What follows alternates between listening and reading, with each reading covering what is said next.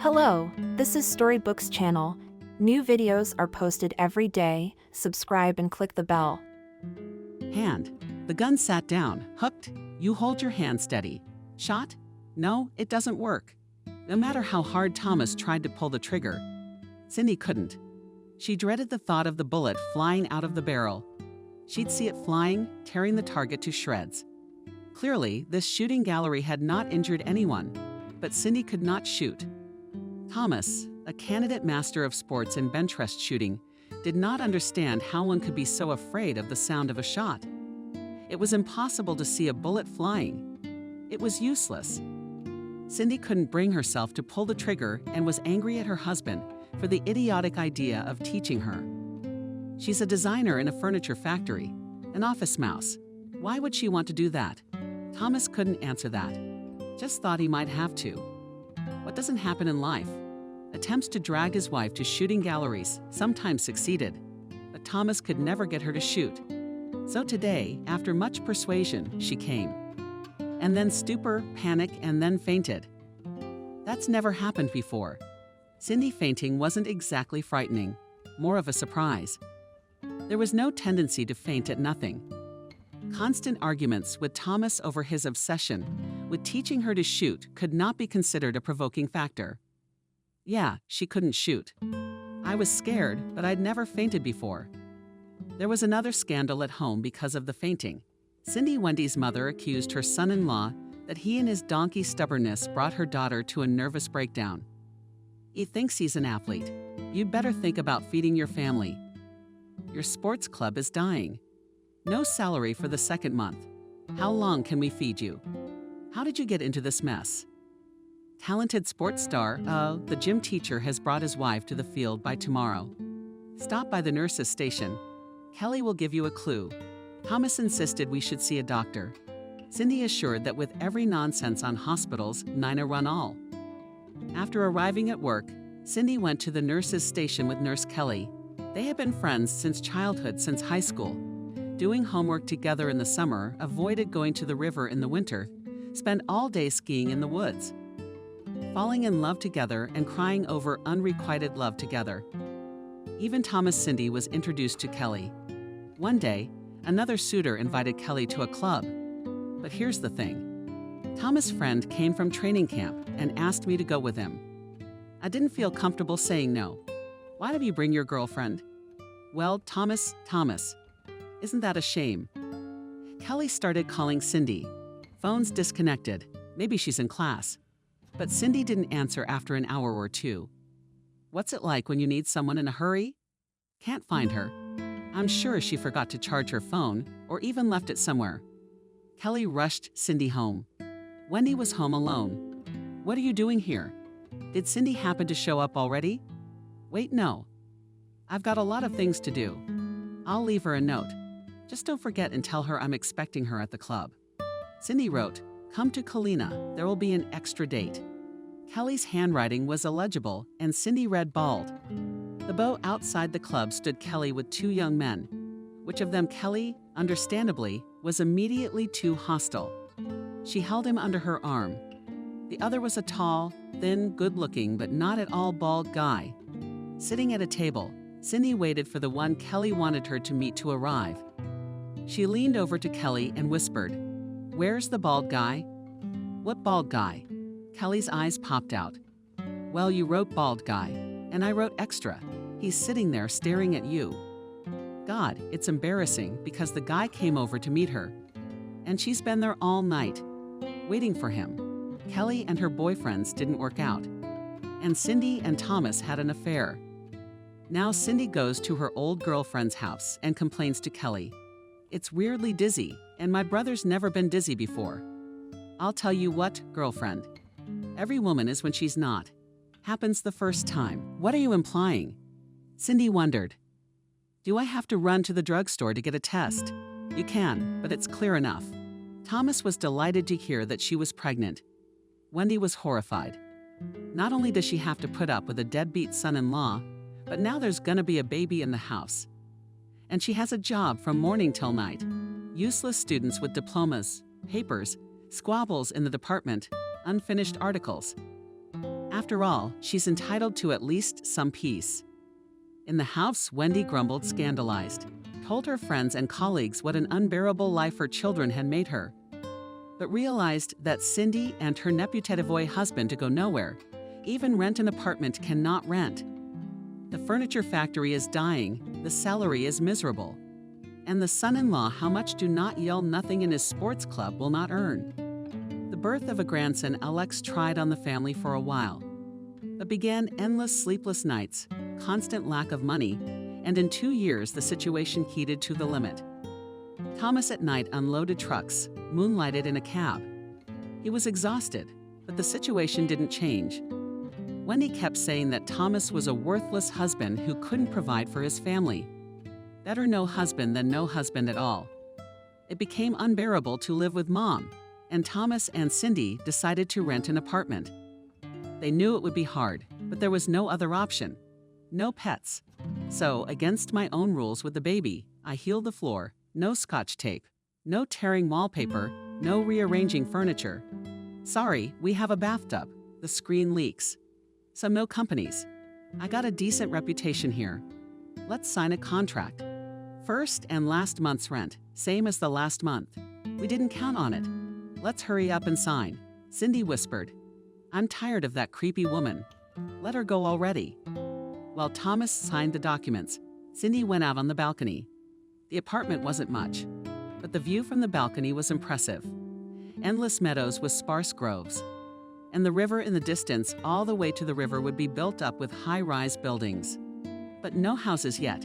Peace and quiet. The sports club where Thomas worked, sometimes the tough customers came in. Maybe they didn't have time to drive to the expensive club, or maybe not all the rich people were after prestige, or maybe they were just saving money. Sir, where were you a regular member of the club? He came twice a week and preferred Thomas to all the trainers. There were whispers in the club that were his 1 million earned not quite honestly, but it was at the level of rumors. No one could know for sure. Thomas, how's it going? Not so good. If it gets too bad, call me, I'll try to help you. It was about to get really bad. The sports club decided to rent out the premises. There's not enough customers to maintain the premises and pay salaries. It's too expensive for 2 coaches. Thomas and the second coach, Jacob, were out of work. Then they came up with the idea of renting a shooting range, remodeling it, and opening a children's section in addition to classes with clients. They calculated how much they needed for rent and equipment. It turned out to be decent. Jacob borrowed money from relatives. Thomas sold Cindy's car. The idea was questionable, but I didn't argue. I saw how enthusiastic Thomas was to make repairs, and change the equipment had to be done quickly so as not to lose customers. They worked day and night and were terribly busy. Often we didn't even go home. Right here to sleep for 3 hours and then go back to work. A month later we opened. Old clients came back, even a couple of new ones. But with the children's section has not yet worked out. It turned out that to work with children you need to collect a lot of documents and pass 1,000 approvals. The shooting range did not bring in any income, not even enough to pay the rent. We miscalculated. It didn't work out, but the sports club decided they could use the renovated shooting range themselves. And when Thomas and Jacob could not pay the rent, the contract with them was terminated, and they were offered to work again as coaches for a salary. Thomas didn't know what to do. He was struggling, but he couldn't earn anything. Cindy did not scold her husband. On the contrary, calmed and encouraged him. And that made it completely nauseating. Thomas was ashamed that he could not properly provide for his wife and son. Wendy is right to say he is a worthless man and a worthless husband. Cindy saw her husband trying. She thought it would all work out. It's not like they need a lot of money, just enough to pay the rent and live on. And that's enough. You should get a job. Things will be easier. It's true, they cut wages at the factory. Things are bad there. Thomas quit the sports club and took a job in construction. To hell with what he loves to do, he has to make money. But the money didn't work out again. They promised, but didn't pay. When the workers reached the boiling point, they were told there would be no money. The developer went bankrupt. Thomas sat on the bench outside the building. how he's going to tell Cindy there's no money again. And then the landlady called. "You haven't paid your last month's rent? If you don't pay tomorrow, get out of the apartment. I'll pay you tomorrow." What's all this piling up? 1 to 1. He can't find any money until tomorrow. He can't even borrow it from anyone. What to do now? Again to Vera Vladimirovna to return their life will not look for a new apartment to pay, then to find this developer bastard and shake out of him money. Out of desperation, Thomas called where to him. He realized that one should not turn to a man with such a reputation, but there was no way out. No, he didn't ask for money. Thomas would never do that under any circumstances. I asked him to find out if I could get anything from the developer. He said he'd find out and set up a meeting in 3 hours. There's no way to get money from your charade and office. They burned out and disappeared. Of course, we can look for them and get the money out, but I realize you need the money now. I'm offering you an advance on my house. Right now, I've got a transportation company flight for a month. A truck is loaded with permits to work. It'll be here by tonight. Money's good. I agree. What the freight is none of your business. Those who work for me and do not ask unnecessary questions, so they get a lot of money. You're supposed to keep your hands off the cargo and deliver it safely. If the first trip goes well, we'll talk about a permanent job. So I'm in. Here's your advance. You leave tomorrow, you're free to go. And Thomas looked into the envelope. Wow, if it's an advance, what's the paycheck going to be? Muddy water and history. At least there's a way out. He'll go once and then we'll see. Thomas, why did you buy so much?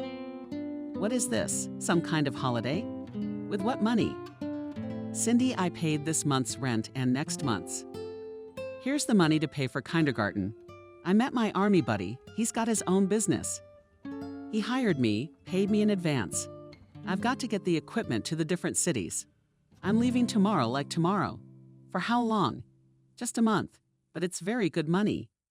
Our miserable life is over. We can't go a month without you. Thomas, it's dangerous. You don't have to go. We'll earn money somehow. Money's not the most important thing. Of course not. What's important is that you're happy. I'll do anything to make you happy. No matter what happens, you'll always be happy, successful, and strong. Promise me. Thomas left. Cindy was worried and called Kelly. She asked quite natural questions. Where he went, how he got a job in one day, and where does he work? Cindy didn't know. Anxiety was building. She didn't know where her husband worked, didn't know the name of his army friend, didn't know where Thomas was now. He didn't call much. Mom was on the fence about it. Always knew your husband was a loser, and he's a scumbag, running away, abandoning her. It's scary enough as it is, and now she's bringing it up. But she's my mom. You can't tell her. Shut up. 2 weeks later, I got a call. Cindy, your husband was transporting dangerous goods. The truck lost control on the highway tonight, rolled over and burst into flames. Your husband was killed. I'm sorry for your loss. Your husband's life was insured. You'll get a payout. This is bullshit. This is a hoax. It can't be true. What payout? For what? There's been a mix-up. Thomas was carrying appliances. Cindy kept dialing her husband's number. Unavailable. Woke up Alex lying there waiting for Mom. She found everything. He got out of bed and went into the kitchen. Mom was sitting there looking strange, like she hadn't seen him. He came over, put his head on her lap. She stroked her son's head and thought, how could it be? Just now there was a husband, and now he was gone. Does it happen like that? What about us?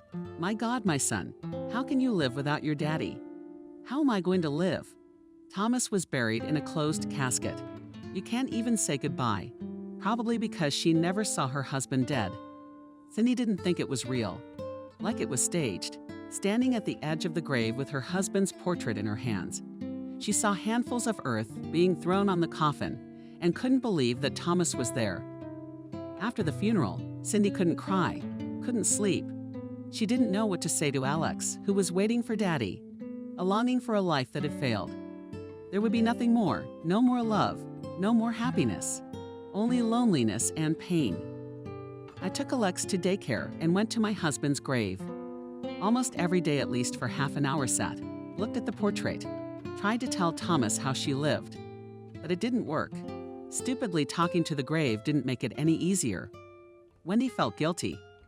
Would not have clung to Thomas less reproachful, would not have gotten involved in a dark story, and would be alive. Along the line, such thoughts never crossed her mind. But Wendy ate herself to death, ruined her daughter's life.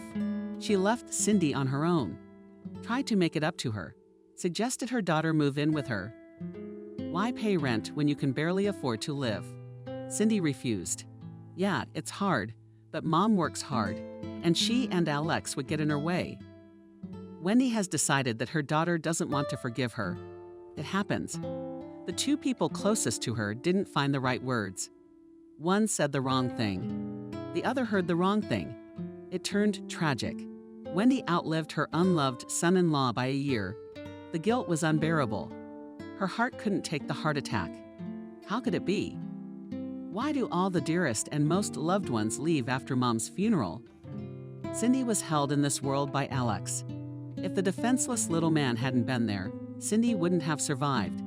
Not without gloating, announcing to the landlady that she was moving out. Cindy moved into Mom's apartment. Needing to go to work, back to the furniture, back to the factory. All the years of work at the factory, Cindy only did that, changing a little shape, color, adding decor, trying to turn into a cabinet almost from Soviet times. And a stylish object of modern interior did not work. The shabby cabinet did not want to become an icon of style, did not want to shine in the living rooms of rich and successful people. Kelly sometimes brought news from the fields. The factory is breathing down its neck. It's unclear how it survives. The management is ready to sell the factory, but so far there are no fools. Furniture Concern is buying up unprofitable enterprises around the country, came to them. But do they need such a good thing? It's not clear yet. Cindy, I'm sorry.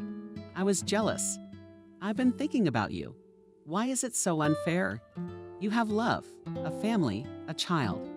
You may not be rich, but you're happy. I'm all alone and alone. How am I any worse? You complained about your mom, and I got angry. Your mom's alive, but mine's been gone for 10 years. Suddenly, everything changed. I'm married, I'm expecting a baby. You have no husband, no mom. What if I jinxed you? I was jealous, and jinxed you. God, how am I gonna live with myself? Kelly, you're an idiot. Your grandmother wasn't a witch, but she was a third-generation witch. Jinxed. I'm a witch. I can't be jinxed. Yeah, life's cracked, but it hasn't fallen apart. I've got Alex. He'll help Kelly. Just don't leave me. I can't lose someone else right now without crying.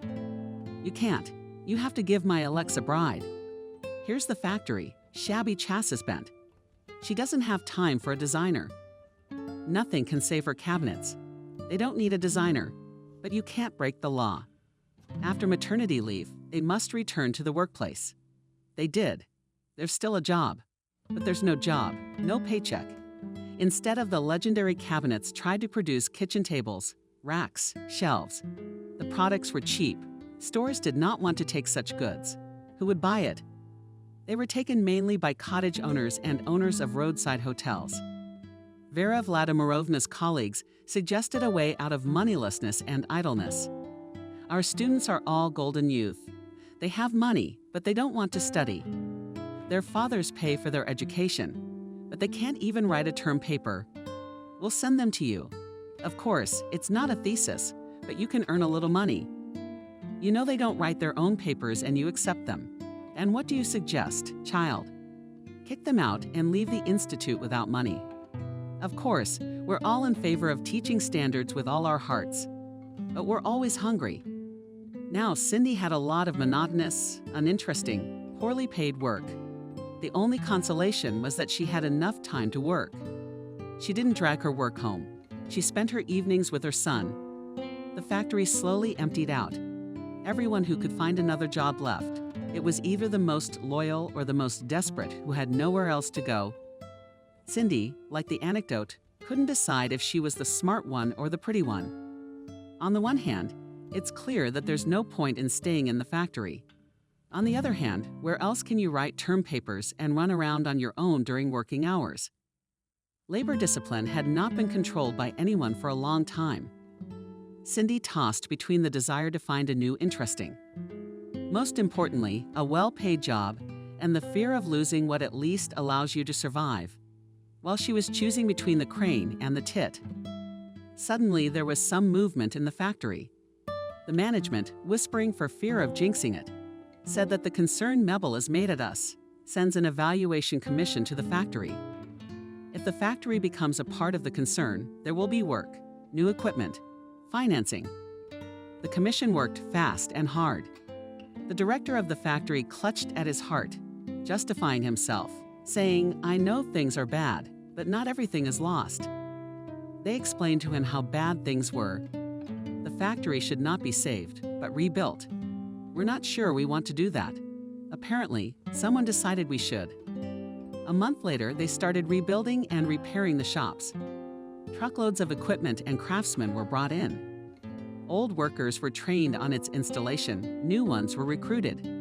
A team of specialists, engineers, financiers, and lawyers, headed by the best crisis manager of the concern, came to manage the factory. The young and ambitious Jacob Payton was an extra-class specialist, with more than one enterprise. He methodically and penetratingly controlled all production, changed suppliers, was not satisfied with the quality of the material, loaded the work of constructors and designers, personally followed the installation of machines and the launch of the conveyor belt. He trusted his own specialists, just counted. He had no right to say that the factory was ready to work if he didn't know something. Handing over the factory to a new manager, he had to be sure that everything was done correctly. And if you haven't checked it yourself, you can't be sure. Finally, everything was ready. It remained to choose the best projects and start working. Cindy was preparing for the presentation.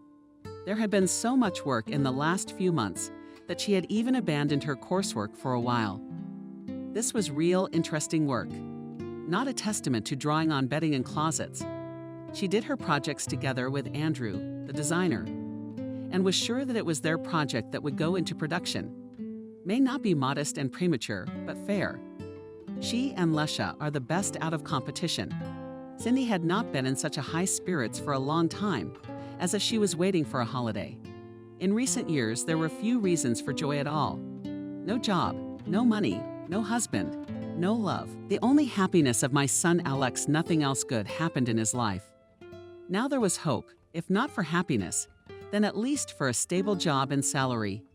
The joyful expectations of the presentation and victory were overshadowed by one unpleasant thought. Cindy kept thinking about what she should wear. Years of moneylessness had worn out her closet. There was no time for outfits. Everything was shabby, unfashionable. There was something decent, but it was just for every day. And then there's this event. The capital's indignant bosses would show up. Cindy will look unattended and poorly dressed against them. Cindy is an intelligent woman with a good education. She's heard 100 times that looks aren't the most important thing.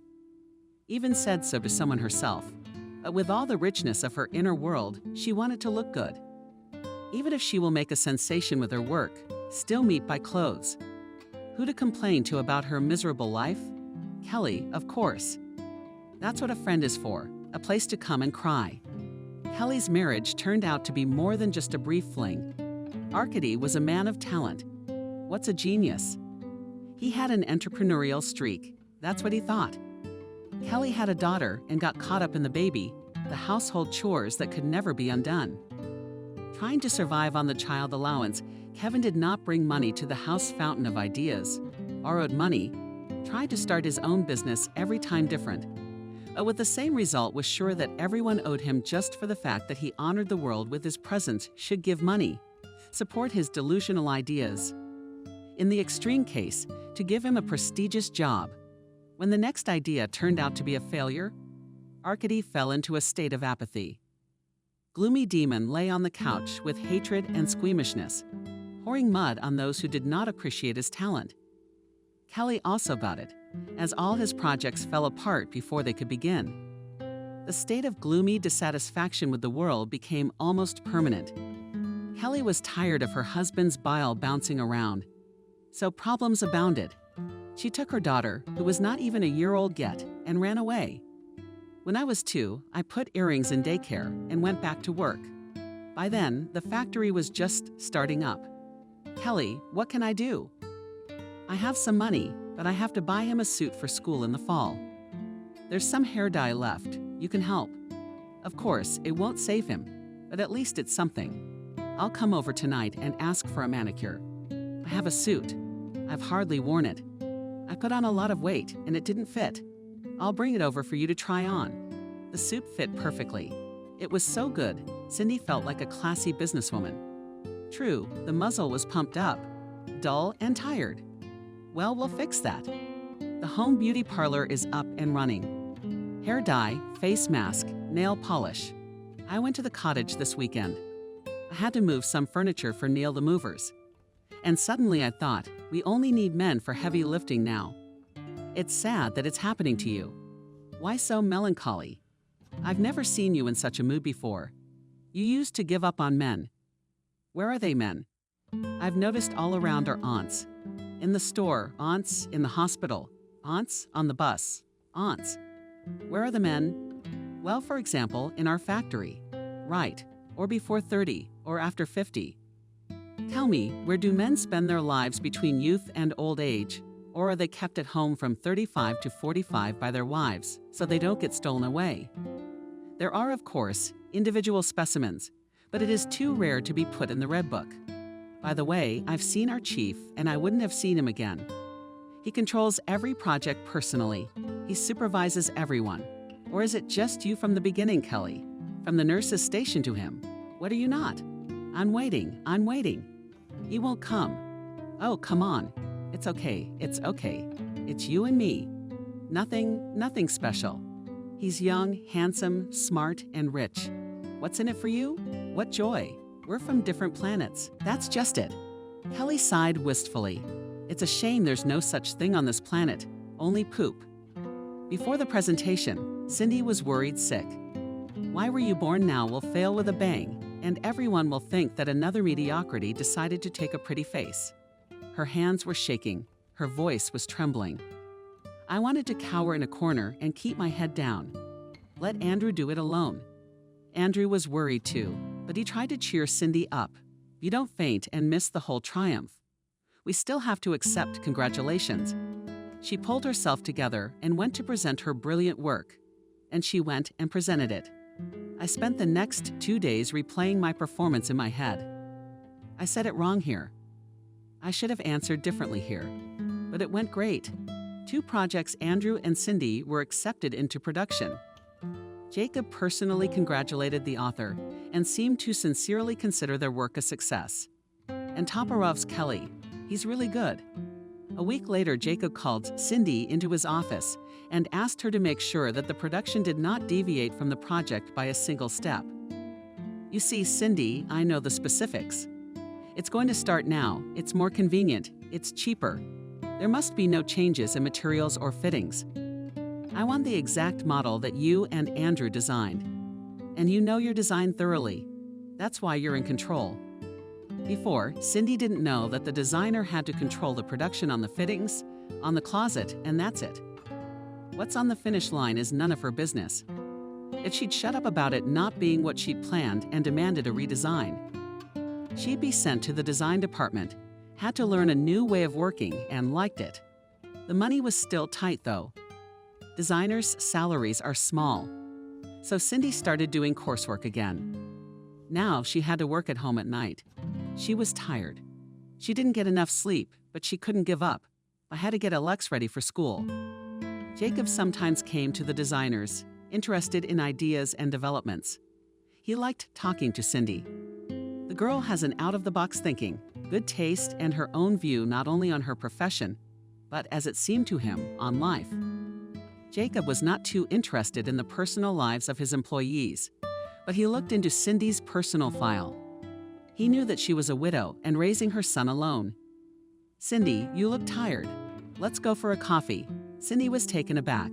How to react to such an offer?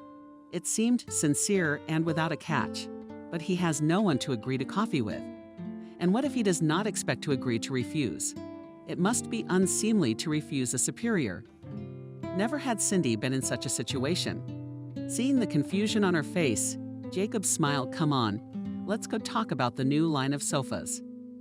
What difference does it make where to talk, in the office or in a cafe? I want a good coffee." The secretary brews some junk food. We drank coffee, talked about everything. Cindy told about her life very briefly, without details. Jacob turned out to be a very pleasant conversationalist and not at all scary. If he had not been the boss, Cindy would have said that she had just had coffee with a buddy. He wasn't a buddy, he was a boss. And Cindy remembered that. That's why she was a bit uptight, shy, afraid to say the wrong thing. I've had to deal with people of that stature. No experience. Kelly here would have turned around, decided right away to have coffee and invite her over. Means she's got food. She'd be making eyes at you. Cindy never thought of that. Jacob didn't give her a reason to, didn't give her a hint. They were talking about something, joking around. Suddenly, Cindy saw her late husband's Thomas in the window. He stood looking at her and then disappeared. Cindy didn't believe in mysticism, that it was Thomas. Didn't think it was. Just a vision. A play of imagination. Strange, in all these years, he'd never dreamed once. And now, all of a sudden, it's a dream. Cindy wasn't even scared. Only her heart ached. Kelly came running in the evening. The whole factory's buzzing. What's with all the coffee parties with Jacob? Cindy realized there was no stopping the gossip. But she wasn't even going to confide in Kelly. There's nothing to talk about. We had coffee. Why don't you tell me who was waiting for you outside work yesterday? Kelly had wanted to tell Cindy about her affair for a long time, but the situation was awkward. It's embarrassing. Never dated my wife, but I couldn't resist. About 6 months ago, Kelly met a man. She was late for kindergarten. No bus. Angry, nervous. It must have been very noticeable because a car pulled up beside her. "You're late. Sit under the vase." He drove her to the daycare center, but he didn't leave. And when she and Irina got out, he offered her a ride home. Young, good-looking, with a prestigious job and a good salary. She started to drive to work and then home. He courted her beautifully, gave flowers and gifts. Inexpensive, but nice. He invited her to restaurants, took her on weekends to resorts and vacation homes. Kelly fell in love. He was attentive and gentle. He liked Kelly very much, you could tell. It was a real romance with feelings and passions. The lover had only one drawback, but a significant one. He was married. Kelly dreamed that he would divorce and they would be together. But when one day talked about it, he said that with his wife will not divorce, cannot. She's got some disease, she'd be lost without him. Kelly, you're not 15 years old. They all have sick wives, and they're all waiting for them to get well or die in our country. Turns out half the female population is terminally ill. No, Cindy, it's all true. I said to him, then what you're saying to me now. Then he brought me to the clinic where she's lying. He took her for a walk in the hospital park. I saw her. I don't know what she's sick or how bad it is or if it's her at all. But somehow you think he's cheating, because I don't trust married men with sick wives. I didn't think he was lying. That's not even the point. I don't want to date for years with no hope of marriage. I need a family, and he won't divorce me. Decent men don't get divorced in this situation. You're so full of shit. Do you hear yourself? Decent men in this situation don't get mistresses. They take care of their sick wives. Listen, why do kept women look great and decent wives look bad? Because their decent husbands spend all their money on the kept woman. It's about decent men. Okay, don't bring it up. We're already broken up anyway. We broke up yesterday. That's a shame. Yeah, Kelly. You sure know how to pick men. Unrecognized geniuses. Kevin's the dream man walking away from his sick wife. Maybe a healthy one. This morning at the bus stop, Cindy was accosted by a gypsy. At first she just looked at Cindy. Then she came closer, looked long and hard. Cindy became uncomfortable. It's a burning look. I'm not asking for money. I'm not gonna guess. Just listen, thank you, I'm fine. I'm fine, you're fine. I can see I can't keep my mouth shut. The past is following you around, waiting for you. It won't give you life.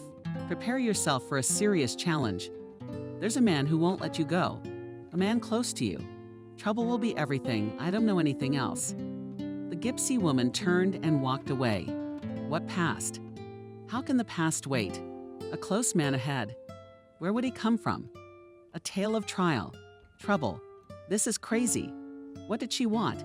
Didn't even take any money. Jacob Peyton, the present director of the factory, saved more than one enterprise. And he was 40 years old and unmarried. He got married in a hurry when he was young. Of course, for the love of his life. It didn't work out. The love was gone. A short married life left only negative memories.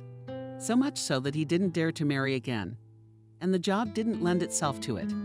2 years in one city, 3 in another. What woman can withstand the eternal moving and life without a home? This city and this factory are the last in the life of crisis manager Jacob Peyton. He had already received an offer to become a member of the concern's board of directors. The status and salary were not as warming as the possibility of not having to travel all over the world. And finally have his own permanent home. A representative of the concern, Nick, came to the factory. Sort of an inspection. Actually, there was nothing to inspect. Peyton was working. What was there to inspect? Nick decided that his friend Jacob should be warned, and it was better to do it himself. Jacob, I didn't want to take on the role of a messenger with bad news. But at least I can outline the situation, or I would have come. Hello, I'm on the board of directors. What about you, Benjamin? Benjamin was the president of the concern and the main shareholder. His word was law. He valued and respected Jacob. But the old man had one thing in common. He thought that the company should be headed by solid, serious people who would take care of the concern as if it were their own family. And a man who doesn't have a family can't feel the full extent of responsibility. He has not yet been told that Jacob is not married, but the reaction will be unambiguous, non-serious, unworthy. So you have a month to get married. Otherwise, you're just gonna keep resuscitating. All the factories where I'll take a wife in a month, even to take a closer look. No time. Jacob, you've been looking for how many years? There's someone you like, so get married. Then you look at everything. You've already looked once. Barely got away with it. I wouldn't insist, but the deadline is a month. In a month, your papers should be in the board of directors with a mark. Married with a child and preferably a baby on the way. Not if you don't want to, but it's a shame. We really need such a specialist on the board. Wojciech Kremen. He won't let an unmarried man in. Jacob, I beg you, get married. Do you want me to set you up with a fake wife? Anybody else interested? No, I don't. If I were you, I'd get married right away. But you won't. What kind of desires do they represent? I'll try it myself. I'm an option. I'm not sure I'm an option for her. Cindy liked me. He wasn't planning on getting married right away. But as it happened, I'd have to try to talk her into it. I knew he'd be silly, she'd send him away, and she'd be right. He thought she was the only one he had a chance to start a family with. What makes you think that? Drinking and coffee together is no reason to get married. He had no idea how to say it, how to start the conversation. Cindy, you know me, and I know you. Let's get married. Well, that's it. It's like a quote from the movie You're Attractive. I'm damn attractive. So what's the holdup? I've been hesitant to go into the design department all morning. I've been rehearsing my speech. The secretary's speech was garbage. Larissa several times looked into the office, but the chief was such a lost face that she did not dare to ask what to ask, maybe call a doctor. What's wrong with him? Or I thought about how marrying for a career is dishonorable cheating, and talking about a sudden love affair is downright mean. But he liked Cindy, and he realized that given more time, things would work themselves out. But there was no time. And if he didn't make up his mind now, he might regret it later. No career, no family. Larissa, why don't you invite Cindy in? Thank God he's alive. Cindy, I need to talk to you, but not here. Are you hungry? Let's go to the restaurant. Cindy wanted to say no. She doesn't want to eat. She did. But the director was so tense. He didn't seem to expect an answer. Cindy became anxious. Is she being fired? So why go to the restaurant? Could the order be passed through the secretary? She looked at Larissa, but only shrugged her shoulders. In the restaurant, Jacob made an order, not penetrating what he ordered. And Cindy was afraid to say a word. She was uncomfortable. She could sense that Jacob was nervous. A strange, palpable tension hung over the table. "Cindy, I have to tell you, no, not like this. It's weird, but I'll be blunt. I can't find the words. I suggest you marry me. Marry me." Original? No, it's commonplace. The rich and successful always marry a mongrel they find on the spur of the moment. We've known since we were kids that every prince is a Cinderella. And now I'm supposed to squeal with delight and roll my eyes. "Cindy, I'll try to explain. I'm supposed to be married in a month. I won't explain why. I'll just say that my career depends on it. I like you. I thought if I'm going to marry you, why not you? My motive, I hope, is clear. This marriage is good for you too. It will save you and your son a lot of trouble, especially financial. I've seen you struggle to earn a living. You've been alone for so many years. Don't you ever get tired of being alone? I'm not talking about love, silly in our situation, but I promise to do everything I can to make you and your son happy." "Jacob, how old are you?" 40.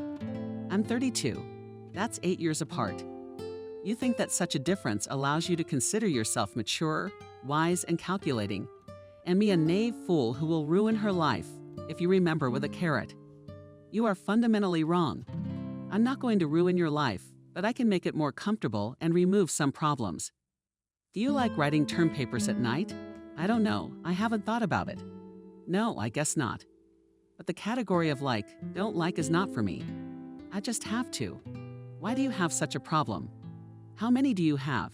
Jacob, you do realize that solving problems with a random marriage is a way to cause more problems. Don't you have any other candidates? I do. But I thought you might be more than a casual marriage. I realize I'm a bit of a shocker, but I want you to think about it. But don't take too long. It's important to me. Cindy was very fond of Thomas, but he died over 3 years ago. Of course, she thought of a new relationship, wanted love. Imagined what her chosen one would be like. But Peyton was never in those dreams. Men of such flight never even dreamed of it. It's weird, this whole thing is like a soap opera. It's where a wealthy, powerful man marries a poor provincial girl. And then it turns out he's already killed 3 wives. Peyton didn't look like that. Then who does? Who knows? Now Cindy was always thinking about Jacob. If the situation had not been so ridiculous, if Jacob Peyton had not been her boss, if they had met under different circumstances, who knows where to put all these ifs? Cindy thought back to Thomas' words, "You will always be happy, successful, and strong." Maybe Jacob, her chance to be that. The more Cindy thought, the less ridiculous the idea of marrying Jacob seemed. How long could you work day and night trying to give your son a decent one? No, not decent, but a more or less tolerable life.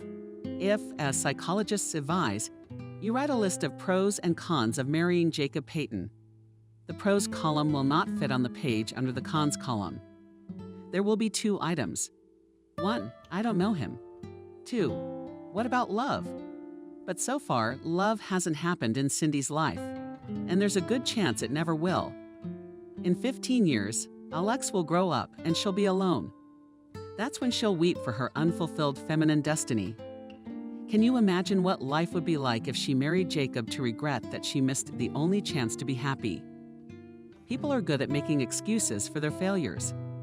Everyone had a situation when you have to make a choice, made a choice, chose your way, and then many years later, justifying not too happy life, thought that if you had turned the other way, everything would have been different. How it would have been there is not known, you do not live, you will not know. But the regret remains. Cindy didn't sleep at night. Her thoughts bounced from Jacob to Alex, from endless projects to unpaid bills. Some kind of mix, Jacob and Alex thought. Why do they have to get along? Am I really getting married? Don't forget to pay the light bill tomorrow. Shit, I don't have enough for sneakers again. Twirling, sighing no, I couldn't sleep. She approached the mirror in the shimmering color of the moon and lanterns. A mysterious, very beautiful woman looked at her. Could it be her? You can't help but like her. You could fall madly in love with someone like that. Maybe I saw something in her too. My mirror, my light. Tell me, what should I do? Will Alex be well off, but with a stranger? All right, enough of talking to the mirror in a very skillful way. Good, no one can see. Turn on the light. The beauty is mysterious and all the mystery evaporates. Cindy tried not to get in front of Jacob Andreevich, did not know what to say and how to behave. She didn't understand. She was afraid that she would not be able to look him in the eye, as if she were guilty of something. I sat in the office, tried to work, but it did not work. My mind was elsewhere. Cindy. Cindy. Cindy looked up, and there she was standing in the office doorway. Kelly, I'm calling you, and you don't hear me? You've got something weird going on, that's weird. I'm not sick. Let's go to the nurse's station. I need to take your blood pressure. Do you look like you're going into a coffin? No, Kelly, I'm fine. I've just been staring at you brooding. I've been staring at you for 5 minutes, and you haven't noticed. You got secrets. The kind you can't even tell me, I'll tell you. I just don't know what it is that he's not hitting on right now. My head is spinning. I'll come to you as soon as I figure something out. You're intriguing. Don't shadow me too long or I'll die of curiosity. At the end of the day, Jacob came in. Cindy, stop working and let me take you home. I'd like to talk to you. Everyone in the office froze. Wow. They were trying not to stare, but they were craning their necks trying not to miss the details of such a fascinating moment. Cindy quickly threw her things into her bag and sprinted out of the office. As they walked down the hall, she sang, "They're crazy. What's the point of gossiping now? And I don't know something. You're not free, or are you saving my honor?" Jacob was having fun. Cindy, I feel like such an idiot. I proposed to a girl. True, I haven't gotten an answer yet, but I'm almost a groom. I forgot about the candy and flowers, so at least I'll get her home. Yeah, they'll say that's a good thing. At least she'll remember that I'm not only a director, but also a man. But you'll refuse me. Everyone will pity me, and they'll twiddle their thumbs at the sight of me. I'm sorry, Cindy. I'm trying to play it cool, but I know it's not human. If we could just get to know each other better, then it'd be easier. Tomorrow's a day off. Let's spend it together. What does your son like to do? Amusement park, movie theater, zoo. I honestly don't know what 7-year-old men like, but I want to impress him.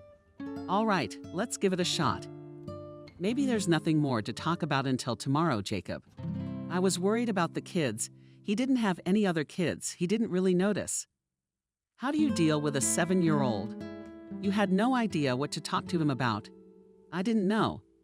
If the boy didn't want to talk to him, Cindy would turn him down, and he had gotten used to the idea that Cindy was his future wife. Kind of forgot about it. Why would he do that? Cindy was even more worried. A date with Jacob was an extraordinary event in itself, and then Alex had to explain who these uncles were and why he was walking with them. I was afraid that the walk would turn out to be a disappointment for all 3 of them together. There's nothing to talk about. And if adults somehow try to observe decency, Alex will not pretend. He'll say he's fed up and ask to go home. The weekend will be ruined, and Cindy's doubts are at an end. Not getting married was already kind of on her mind, but the weekend was surprisingly fun and interesting. Alex still hadn't decided where he wanted to go, or rather, wanted everything. So we went to the movies. At the amusement park, we argued for a long time about which merry-go-round was cooler. Roller skating. But Jacob said he'd pass. He's too old to rollerblade without it. He'll wait here all day. Cindy looked at Jacob, trying to understand if he was really interested in them or if he was pretending. Not if he's getting married, though. I tried to provoke him. Left them with Alex. One seems to enjoy having fun and they don't remember. It's a little frustrating. But it's nice that Jacob's not pretending. We had dinner at a cafe, had ice cream, and took a perfectly happy and falling asleep from fatigue and gluttony Alex home. Cindy was putting her son to bed. His eyes were already closed, but the excitement of the day was keeping him awake.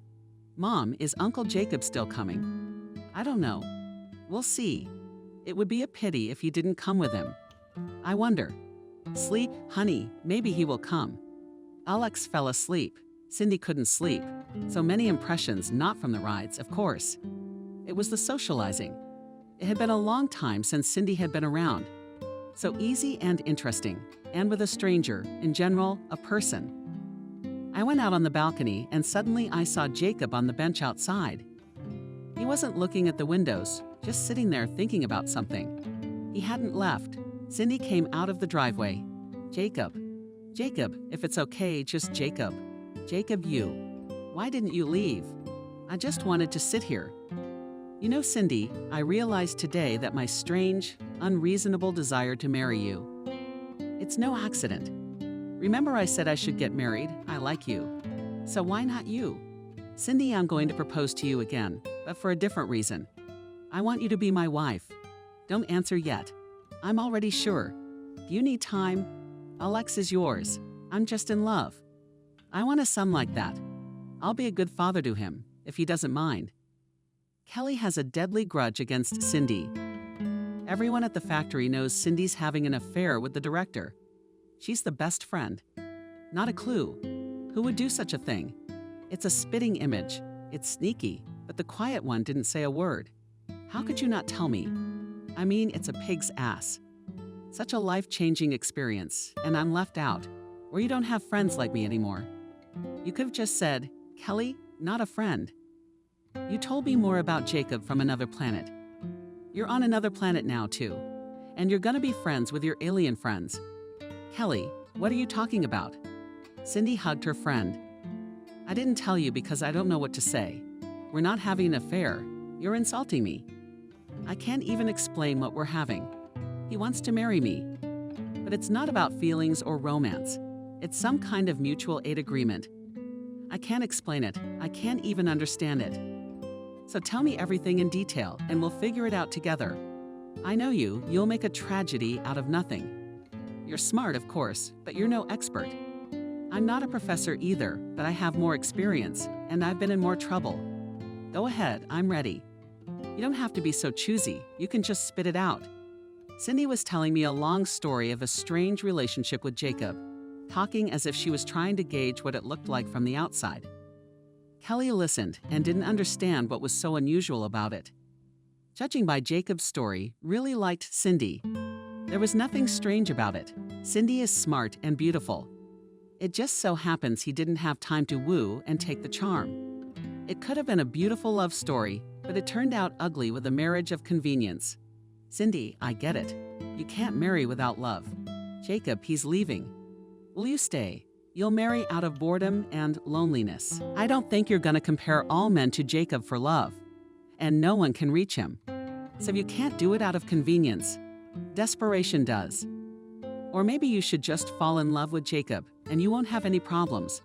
And he's easy to fall in love with. He's good from every angle. Why don't you take a look at him? You can do it. And if I don't? I like him, but getting married. And then hoping to fall in love is scary. It's better the other way around. Do you want to be happy? I do, but can I? You should try to do better and regret it. If you let a man like that go, you'll regret it. And come back to our misery and wait for happiness to fall on you. You'll always have time. Now fate is looking at you and thinking, fool woman. I gave her a chance, and she kicks it in the ass. So stay in your swamp and she'll never look at you again. Kelly, you're right, aren't you? Should we go along with it? What am I saying? You gotta grab it. I mean, he's a good guy. I don't think so. I don't know when you'll meet someone like him. There's still time. Look at how he's going to communicate with Alex. Sanka needs a man around him. If Jacob's gonna be good here too, you'd be a fool to say no. The conversation with Kelly seemed to turn Cindy's thoughts in a different direction. Whereas before it was just agree or disagree, now it's what if? And as we believe, marriage to Jacob no longer seemed like a delusional idea. Sure, this marriage is more like a bargain, but the bargain is in her favor. What does she have to lose? If it doesn't work out, she gets a divorce. What if it works out? What if it's a chance to change her life? Cindy almost no longer doubted and has not yet decided, but more and more often thought that either I am her ticket to a prosperous life, and maybe, if she is lucky, and in a happy life. One day, Jacob brought Cindy to his apartment. Look, this room will be Alex's. The furniture is certainly not childish, but there is no point in changing it. In 2 weeks, I send the documents. And if our gurus vote for me, we'll go to New York. But it may happen that I won't make it to the board of directors. Then I'll have to move too, but to some other town where there's a furniture factory just like this, breathing on the lamb. My work here is done. That would be a shame. Cindy's heart stopped. What's a shame? It's a shame I married someone I don't know. It didn't help your career. If you marry me, you won't be in New York. You'll be at the end of the world. I want you to know that. It can happen that way too. Think, Cindy, do you want it? Now he said exactly what Cindy wanted to hear. Even if his career doesn't work out, he wants to marry her. And she's okay with that. Cindy already knew she would, only she didn't believe herself yet. 2 weeks to go. She had to make up her mind. Well, she could still help Jacob. Or was I driving and looking at Cindy? She looked so focused that he hesitated to speak. Jacob, stop here. Do you have your passport with you? Yes. Then let's go to the registry office. We'll apply. Behind the table sat a woman with a stern look, raised a heavy look at the entrance. Well, they've come to get married. She could tell at once who was getting married and who was getting divorced. She hadn't believed in the institution of marriage for a long time. She'd seen enough, and these people kept coming and going. We'd like to apply. Come in and fill out the forms. I'll see if it's Friday or Saturday next month. We don't need a grand registration. We can just get married any day, but early and in a month it'll be too late. If you've brought him to the registry office, he won't go anywhere in a month. No, you don't get it. Jacob intervened. In 2 weeks I'm going abroad for a year, and I can't leave her here. She'll run away. I've barely talked her into it. Please find us a place early. I'll never be married. The woman looked doubtful. It happens. It seemed to her that such men could not run away. It's more the other way around. I mean, she's a pretty girl, but she's not his type. She won the lottery. Why didn't she get a lottery ticket like that in her life? At least let it be a lucky one. Feeling like a magnanimous master of destinies, the woman asked in a week's time. Cindy laughed. How convincingly you lie. But I'm for the good of the cause. You didn't have to what? I'll just remember that you can't always be trusted. So the decision's been made. The date's set. What about the wedding? Cindy suggested we just get married. No witnesses, no friends, no wedding. Jacob objected. I want a little celebration. It's an extraordinary event. Nick and his wife Helen must be there. Jacob couldn't imagine a celebration without them. They've been through too much together. And Kelly, the closest person to Cindy, is a must. It is also necessary to invite Andrew, a faithful companion and co-author of such a company, to go to the restaurant. And Cindy must wear a wedding dress. Let it not be white, but solemn. Cindy was agreed to everything, except the dress. There is no elands and lace. Paul and the dress would sort it out for herself, but the restaurants and menus are on the groom's conscience. With Helen, her guests will be easier. Cindy, don't divide your guests into yours and mine. Nick, as you put it, the capital things became not so long ago. Helen, you'll be sure to be told about their connections. Celebrity life loves to chat. You'd be surprised. How much do you have in common? Open, sincere person. Kind of like your Kelly, so don't be afraid of my guests. I'll call them tonight. Let them worry. Let them worry about the body I'm in. Kelly was as happy as if she just landed a great groom. Cindy's wedding was a sign to her that girls over 30 had a good chance of getting married. She'd instilled that idea. Cindy told friends and acquaintances, but there wasn't much proof. Now who didn't? It's true, Cindy seems to have stolen the last prince. But that's all right. We're fine with mere mortals. The main thing is that a precedent has been set. We have something to show those who don't believe. The night before the wedding, Cindy hardly slept at all. Her mind was racing. When she married Thomas, it had all been just youth, love, anticipation, and happiness.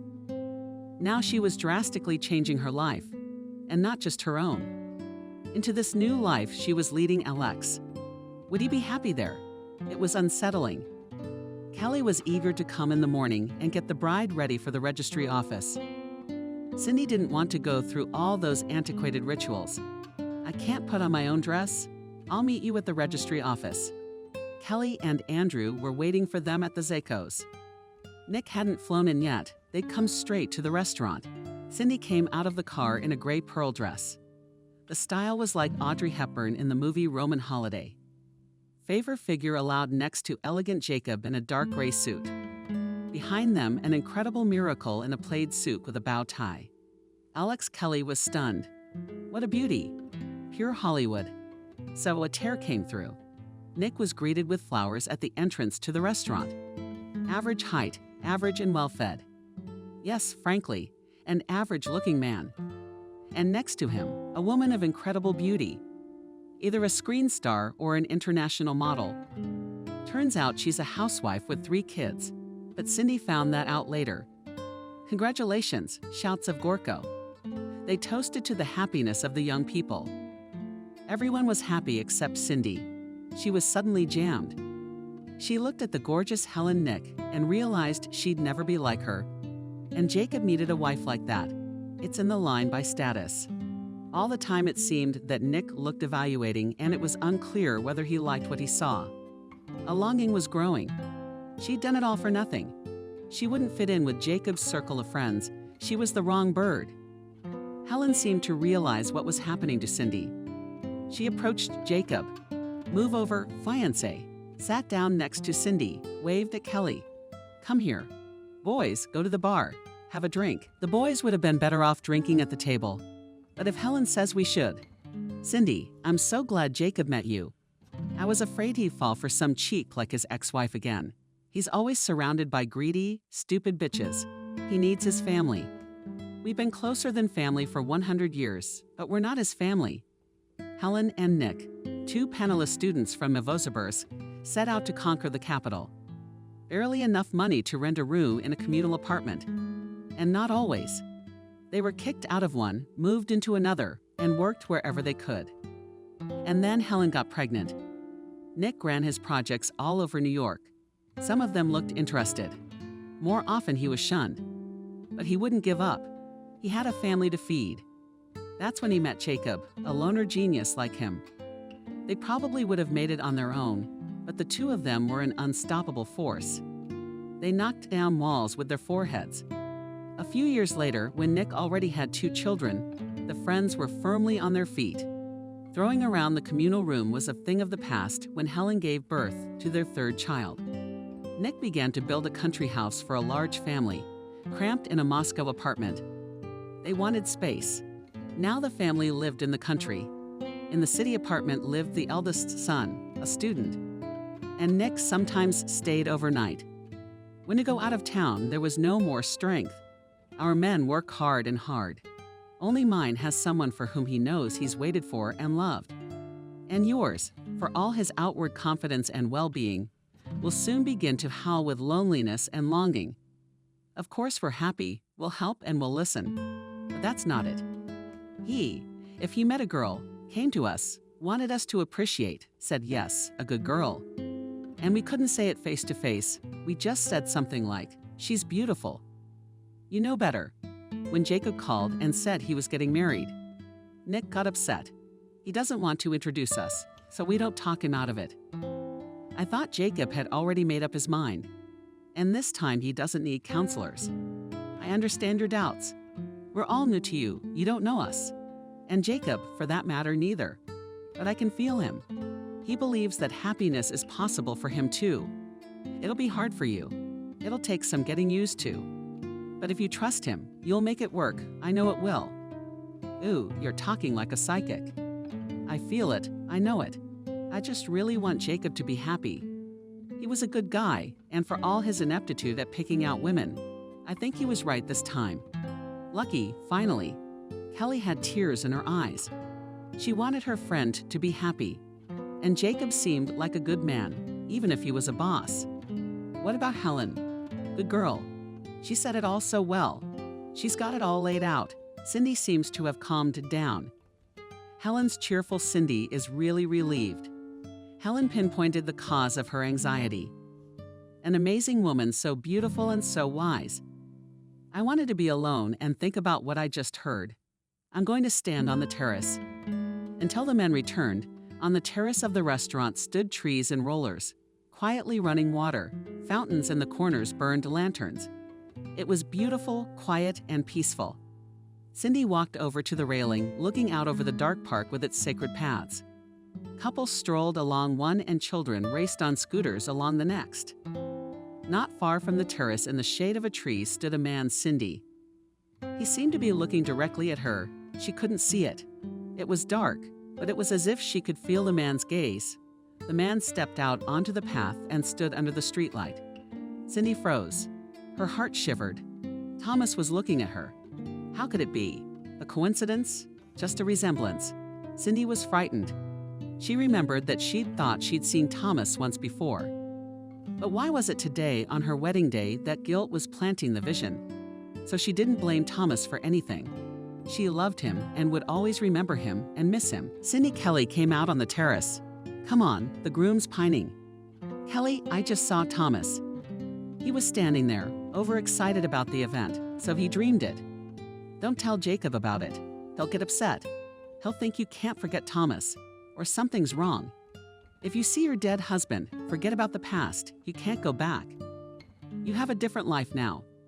Come on, they're waiting for you. The past is following you. What was the gypsy talking about? Wasn't it Thomas? What the hell is going on? I've forgotten everything. Is she imagining it, or am I waiting for her wedding? I don't want to spoil it for myself or anyone else. Cindy went back into the hall, saw a worried Jacob. He seemed so close to her. Her heart ached. Here was her present and happy future. Right after the wedding, Jacob started talking about wanting to adopt Sasha. It's a strange situation. I have a wife, but no son. My wife has a husband and a son. It's like I have one family and you have two. It's not fair. Jacob, you gotta tell Alex something. He's a little kid, but you have to ask him.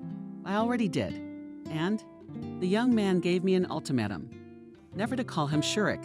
I agreed. It's a harsh condition, but what can I do? Cindy threw herself around Jacob's neck. Jacob, you're wonderful. I keep waiting for you to tell me you're hurting me. Galina fell in love with her husband very quickly. She didn't expect herself to be so quick. She liked her new family life.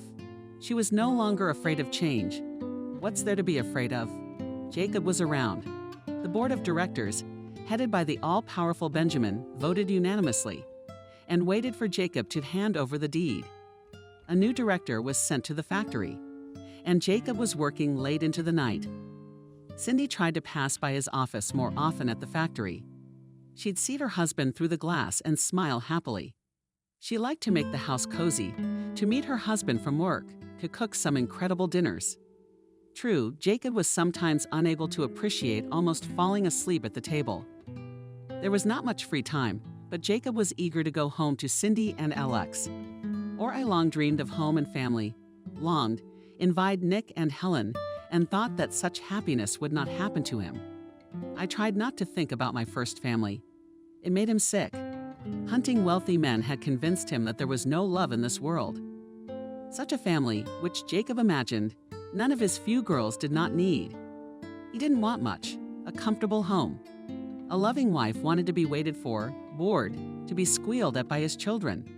When he came home, he wanted people to say, "I missed you for so long." It seemed like a dream come true. Cindy was convinced once again that Kelly should always be listened to. Her friend had been right about falling in love with Jacob, so she did. Good thing she got married. Otherwise, she'd be biting her elbows and crying herself to sleep. She envied herself such a man. Smart, handsome, caring. What else?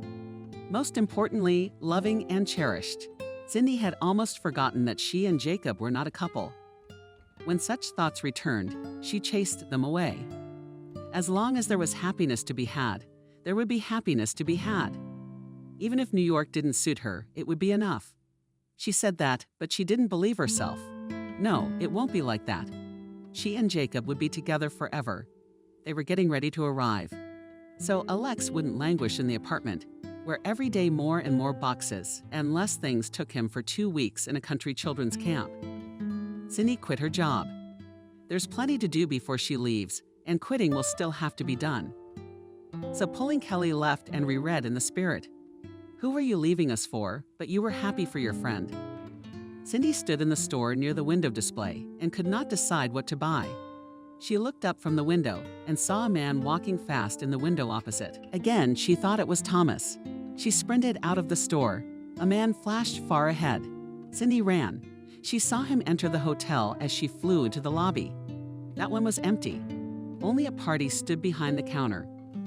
Cindy was at a loss to ask the porter if Thomas Scott lived in the hotel. No use. It was unlikely that the dead man lived under his own name. It wasn't Thomas, though. That was silly. It was. Cindy took a seat on the sofa. I wasn't expecting anything, just taking a breather. About 5 minutes later, the fire alarm sounded. The lobby quickly filled with guests not running for the exit in droves. Cindy saw Thomas again. He wasn't running, he was walking quickly through the lobby. Cindy grabbed her phone and managed to snap a picture. Thomas disappeared out the door. It was him. Cindy realized it couldn't be, but it was Thomas that she saw. There was no fire in the hotel. Why had the alarm gone off? It's unclear. The guests were cautiously returning. Everyone was reassured. The alarm was triggered by a malfunction. Cindy kept sitting on it, eyeing the porter warily, realizing that he was about to come over to ask what she was doing here. Cindy left. At home, she sat for a while longer, realized that she'd get her head back here, but couldn't think of anything. So she called Kelly. Kelly, I'm not crazy, but I saw Thomas. It was definitely him. Look, maybe he had a twin brother. What are you talking about? What twin? I'm telling you, I saw him. Now he wasn't following me, I was following him. I took a picture of him. It doesn't look like it's him. What do we do? I don't have to go to the police. I've seen my dead husband. Find him for me. Either it's a very similar person, but why would he be following me? Or is he the one I buried?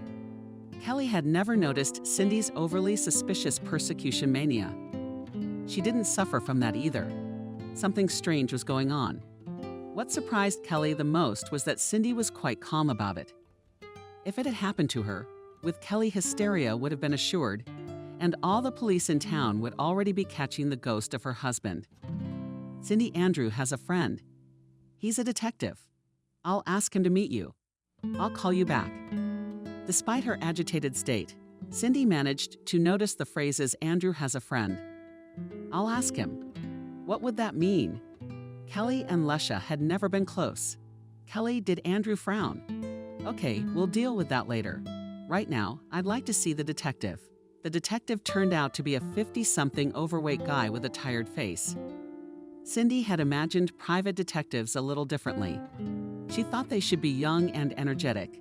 At least in the movies they were young, obliging, ran fast, climbed through windows, and drove at the level of stuntmen.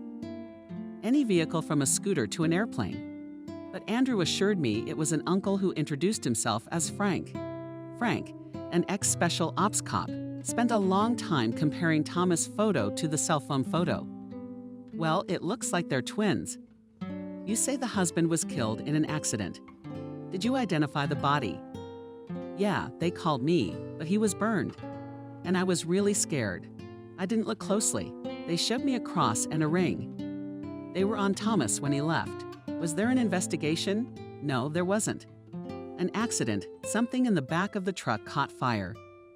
Tell me in detail what happened at the hotel. Alina told me. He listened attentively. Suddenly, he got a little excited. I'll take a picture of your husband. I'll show it to my former colleagues. See if they know anything. I'll also ask about the fire. A day later, Frank showed up and told Cindy what he'd learned the day the hotel alarm went off in the house across the street in his own office. A businessman had died. The gunfire came from the hotel. Similar crimes had happened 8 times in different cities in recent years. All worked by the same person, apparently a professional. The alarm was set off to get out of the hotel quickly and easily because the house across the street security instantly realized where the shots were coming from. Are you saying that the shooter is Thomas? What is this nonsense? That he's a professional shooter, you know that, but that's beside the point. All 8 dead businessmen were competitors of Mr. Covington, very much in his way, and Covington is the man who hired your husband, in whose car he was supposedly killed. What do you mean my husband is supposedly dead? I wouldn't be so sure. A similar man was seen near the scene in 3 cities. In fact, the doorman at the hotel saw him when he came in. The shooter's been on the wanted list for a while. They don't know who they're looking for, though. Definitely not Thomas Scott. He's dead. You try not to go alone. Even if it is your ex-husband, I don't know why he's hanging around you. Okay, I'm gonna go. Maybe I'll do something else. Digging. Frank went to the investigative committee to see an old friend, Investigator James Adal Wolf. Naturally, everyone called him Wolf, not just because of his last name, but because of the way he worked. If he's got a lead, he won't let it go.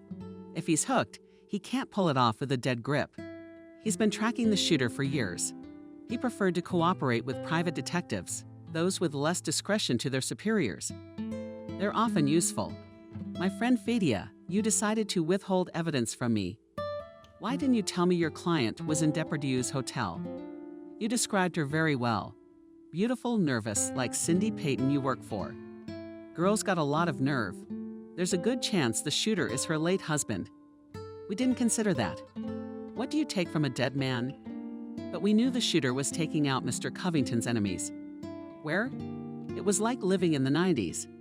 Outwardly a civilized businessman, but in reality a man ready to solve problems by any means necessary. When negotiations reached an impasse, he'd make one last argument.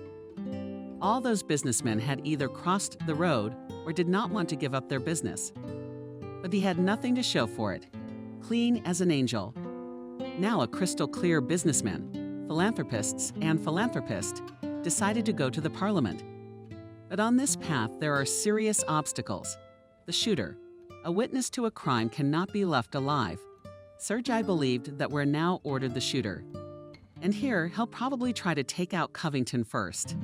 The businessman is under surveillance, hoping to catch the shooter. So Mr. Covington, unknowingly, became a sitting duck. What confuses me, my friend Fadia, is that the shooter committed the first crime. Thomas Scott started working for Covington 7 years ago and died just over 3 years ago. Let's assume that our dead Scott is the shooter. Where'd the first one go? Retired or something? And if Scott's really dead, why is someone with his face at the crime scene? Do you think Peyton's in danger? If her husband's alive, definitely.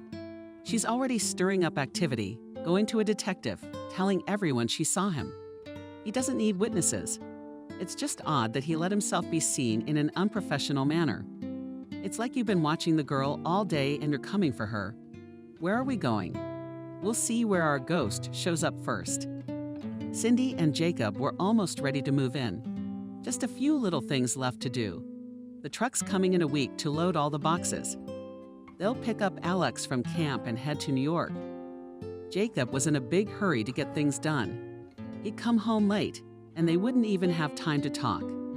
Cindy hadn't decided whether to tell him about the strange events of the last few days. Maybe she would have, but she couldn't find the words. She talked this way and that. It was all nonsense. You could just say you see your late husband once in a while. No, Jacob mustn't be disturbed. They'll leave in a week, and everything will work itself out. Thomas, no, you must think of him less, and you won't have visions. One thing you can't change is the past. Cindy loved Thomas. She was going to spend her life with him. It didn't work out. It wasn't meant to be. That's just the way it is, and there's nothing you can do about it. But for some reason, the past interferes with her present life. Some gypsy prophesied the past is waiting ahead. It shouldn't wait there, and it shouldn't interfere. Let it remain a bright memory. Cindy dreamed. Thomas, strangely, never dreamed from there suddenly young as Cindy remembered and loved him. He was laughing. He was calling Cindy. It was frightening and disturbing. She wanted to wake up, but she couldn't open her eyes.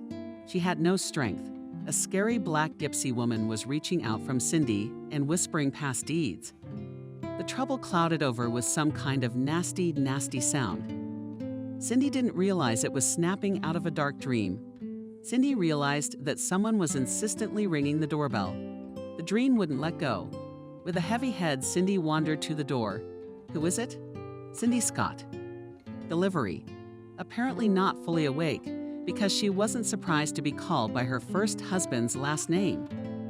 opened the door, took a small envelope from the delivery girl, slammed the door, and went into the kitchen. Coffee first, everything else later. In the envelope was an old photograph, a patch of woods, a small house, a big black dog lying on the porch. No people in the picture. There was something familiar about the picture, but now Cindy couldn't remember the house.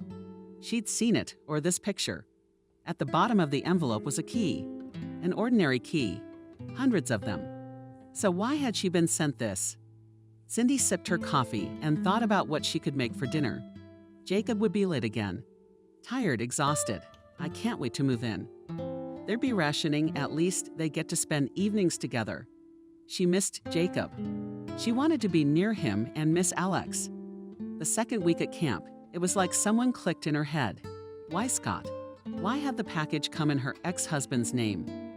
Instantly, Cindy woke up and shook the picture out of the envelopes. Yes, she does. She knows this house. Young student Cindy and hopeful athlete Thomas Day could not live without each other. When Thomas left for training camp, Cindy didn't understand how to live without her lover. She waited. But they had nowhere to meet. Cindy lived with Thomas' mother in a dormitory, about 20 kilometers from the city. Uncle Thomas lived on the farm. He was a slow, wise old man who had no one in the world except his favorite nephew. Cindy and Thomas had visited him several times. It was that house that was in the picture and the dog. Cindy remembered. A huge, black, very intelligent sheepdog named Byron Thomas. He was the one who'd sent it. So he's alive. It wasn't a dream or a vision. How could it be? It's the doorbell again. It's crowded in here today. Cindy opened the door to Kelly. Kelly, where are you? We're worried. Who's we? Me and Andrew. Andrew, I see. Well, what do you understand? It's a clarifying question. Cindy, well, no one's an idiot. Andrew is certainly a topic for conversation, but right now it's just not up to him. Has Frank learned anything from what he's saying? Frank's talking nonsense. He's delusional. Well, you'll have to ask him yourself. I've got a picture and a key that Cindy posted. Looks like my dead husband's asking me out on a date. You're not going. Promise me you won't. Did you tell Jacob? He's the husband. He has a right to know. Kelly, Jacob's not the best person to talk to right now. He's already sleeping 3 hours a night. Thomas is my husband too, by the way. How happy is that? I have 2 husbands, and not so long ago I had neither. Wondrous are thy works, O Lord. She's still joking. Look at her, good people, she has a wonderful, happy life, but it's falling apart. Her husband is calm, he follows her around, and she's joking, not realizing that there's some shit going on around you. What did you say about the picture? Calm down, I'm not going anywhere. Thomas died, I understand that, but I don't understand why anyone would want to make me believe he's alive. Kelly, I'm sane, but I can't imagine who would want to play me. What's the big deal? The kind of person I am to make such a fuss over me. Kelly was worried. She felt that Cindy was taking things lightly. Jacob need not be disturbed. Absorbed in her love for Jacob, doesn't see the danger. Smart, grown-up woman, but she acts like a knave fool, dismissing the obvious. What are the side effects of love? However, it often happens. A woman falls in love and immediately becomes stupid. Kelly knew her friend so well that she understood. It's useless to persuade her, she'll do her own thing. To meddle in someone else's life, of course, indecent. But Kelly decided to stay out of it. She didn't like the situation too much. No matter what Cindy said, she would tell Jacob. He needed to know what the hell was going on around his wife. Cindy assured her that she wasn't going to go anywhere or find out anything. But Kelly didn't believe her, and she would. And it wouldn't end well. She has a husband. Let him fix her brain. Kelly ran off to work, determined to talk to her family. Hunted him all over the factory, but to no avail. Jacob saw that Kelly wanted to say something but dismissed it. Not now, I'll come to you. God, we better get out of here soon. We gotta get Cindy out of here, before there's any hard feelings. Kelly was worried for a reason, as she had a hunch Cindy wouldn't stay at home. Cindy looked at the photograph, remembering her happy but short life with Thomas. If he was alive, why had he faked his death? Where has he been all these years? I know Cindy's pain and fear without him. And he never showed up. Cindy didn't believe Thomas was the culprit. The Thomas she knew would never hurt anyone, and there was no need to scare her that he was dangerous.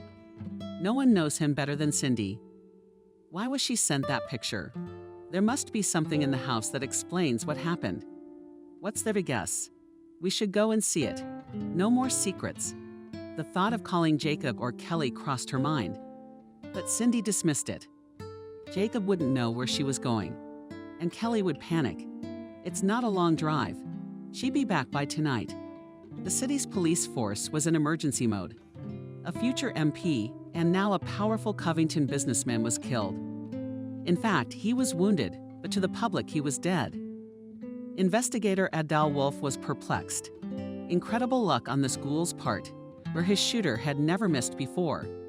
But the operative's fatal bad luck did not get the shooter, so it was decided to declare him dead. And suddenly, as a thunder of clear sky in the news story about the attempted assassination of a businessman, Adal Wolf tore and thrashed. Those Stiliagi, that verbal incontinence, didn't have enough brains to keep silent. They're coming to finish him off. Increase security at the hospital. I'll find out which one's on the left. Get out with a wolf ticket. Cut up the land. But find something on that shooter. Cindy had reached the village, now 15 minutes through the woods, and she'd be at home. Walking through the bright summer woods, she remembered how happy she and Thomas had been when they walked here. They wanted nothing more than to be together if he was alive. How could he leave her? It's like taking out his soul. And how did he live without a soul and without love? Uncle Thomas was long dead. The house stood abandoned. It even looked abandoned and forlorn. Skewed with evil walls and muddy windows, with difficulty turning the key in the lock, Cindy opened the door. It smelled gray and dusty. It was the smell of longing and hopelessness. It didn't seem like anyone was in the house. Cindy walked through the house, dust everywhere. The cobwebs on the walls are dark. You can see the roof is leaking. The derelict house had no use for anyone and was quietly dying. I'd hoped in vain to find clues. There's nothing here. But someone sent the picture. Why did Cindy get scared? She shouldn't have come here. We have to get out of this gloomy place. The idiot went looking for the past. Cindy jumped out of the house, slammed the door. The key wouldn't turn. The lock was all rusty. Well, the hell with it.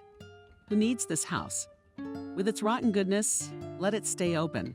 I put a brick on the door so it wouldn't open in the wind and came down from the porch. Bright day, warm breeze, clear forest. Cindy stood framing her face to the sun. God with it. The past had been and gone. Thank you for what was. Cindy. Cindy shuddered. It was a voice she would recognize from 1,000. So forgotten, so familiar. One that was never to be heard again. She turned around. Thomas E. Cindy held Cindy tightly. Her shoulders nodded. Crying or something. Cindy wondered if she wasn't crying or fainting. Just a little dizzy. Stress, I guess. How else to explain the strange calmness of meeting a man she buried years ago? I knew you'd come here. I've followed you all these years, shadowed you, seen you suffer, knew how you lived, took pictures with Alex. The illusion that I know how he grows. You can't imagine how much it hurts, how hard it is not to come up, not to say I'm alive. Cindy carefully climbed out of his embrace, stepped back, and sat on a bench at home. And he was in pain. She had buried him. Didn't live, died, sobbed, scaring Alex at night with her fight. She would have given anything in the world to keep him alive.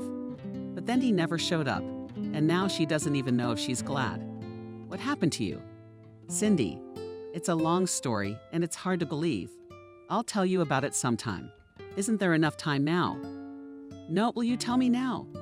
I've been guessing for 3 years. What happened to you? It was the first time Thomas had ever been on a long trip like that. He was nervous, of course, but after a couple days, he got the hang of it. I got used to it. My partner told me the basic rules of the track. The partner was a thorough, not wordy man. An experienced driver for nothing. He didn't get annoyed, didn't impose his opinion, didn't build up the yawn. After arriving in a city, Thomas would drive the truck to a warehouse and go to a motel. Then he took the car and drove on to unload and load something. He was not interested. It was already explained to him that it was his business to turn the steering wheel and not to interfere with anything. There is a trip sheet. Everything is written there on the highway. Sometimes the traffic police stopped him, but each driver had a certain amount of money for this case, given by the owner of the cargo. If they asked you to open the truck, you didn't argue, you opened it. We could not see the boxes, and the bottom to the ceiling was delayed with loading at the warehouse. Then we hit a traffic jam at the bridge and drove in the dark. We were about an hour away from the model. My partner was dozing. Thomas looked at the road and thought that we had already traveled half of the way. You could say they had turned for home. Something glittered in the light of the headlights on the road. Thomas hit the brakes, but the heavy truck kept moving. Thomas could see the huge spikes. And then the car skidded, spinning with a terrible screeching sound. It rolled sideways off the highway and into the trees. The impact was intense. Thomas blacked out for a moment, and when he regained consciousness, he tried to get out of the car. The door wouldn't open. There was no partner in the seat next to him. The door was open, and Thomas reached in behind the curtain under the recliner. Thomas concealed the barrel.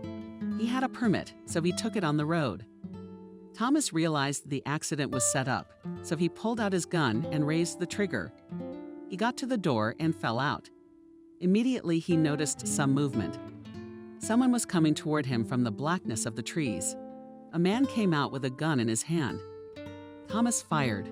I fired. I couldn't miss. You realize that. The man went down. Thomas sat on the ground by the car and didn't understand what was happening, where his partner was, who was trying to take him out, and why. Most importantly, what to do now. Several cars turned off the highway. The light of the headlights blinded Thomas. He covered his eyes with the palm of his hand. A door slammed. Thomas, come with me. In front of Thomas stood where? Where did he come from? Thomas stood up. His leg was very sore, either from the impact or when he fell from the cab. Kuda got into the car, waited until Thomas waddled out, and signaled the driver to get out. Now you sit down. Thomas looked at Covington in amazement. I was defending myself. They were trying to take me out. No, you weren't shot. But you were. In court, you'll be charged with felony murder because you killed a mercenary who had a lot of respected businessmen on his payroll. No one will believe it was an accident. I'm sure he's a mercenary. He's my shooter. But he was getting dangerous, so I had to take him out. And that's what I did. I wasn't wrong about you. Yeah, it was a risk. Who's who? But they forgot to tell him you don't stay with the gun. Thomas. It was like he went crazy, lost touch with reality. Where'd you set him up? He played the whole thing out. Didn't spare the truck and the cargo to take out an unwanted shooter. The fact that Thomas could have gotten himself killed, he didn't care. He didn't care what happened to Thomas. Cindy and Alex aren't even on the table. The wood chopped, the chips fell, the hatred boiled up in his soul. A benefactor gave me the job. He's got it all figured out. He won't let it go to trial. Otherwise, he wouldn't have said anything and he wouldn't be here. He doesn't even want Thomas as a defendant. He'll probably bury him here. I think you realize your only option is to take the shooter's place. It'll be a lot of money, but Thomas Scott will die. There won't be a man like that if you don't. Thomas Scott will still die, but for real. I have to think about it. People jumped out of, approached the cars, took out some of the cargo around the shooter's neck, put across Thomas, put a ring on his finger, put him in the cabin, and set him on fire. Thomas stood and watched the truck go up in flames, his life burning.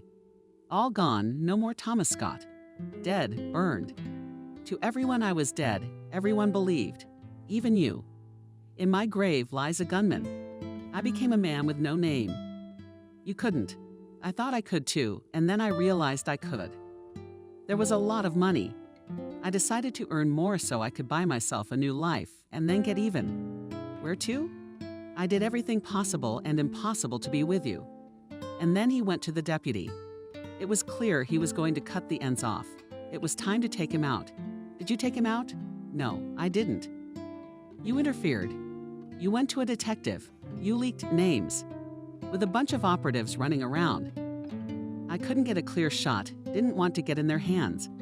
Now there's nothing left to do but disappear. Here are my new documents, yours and Alex's.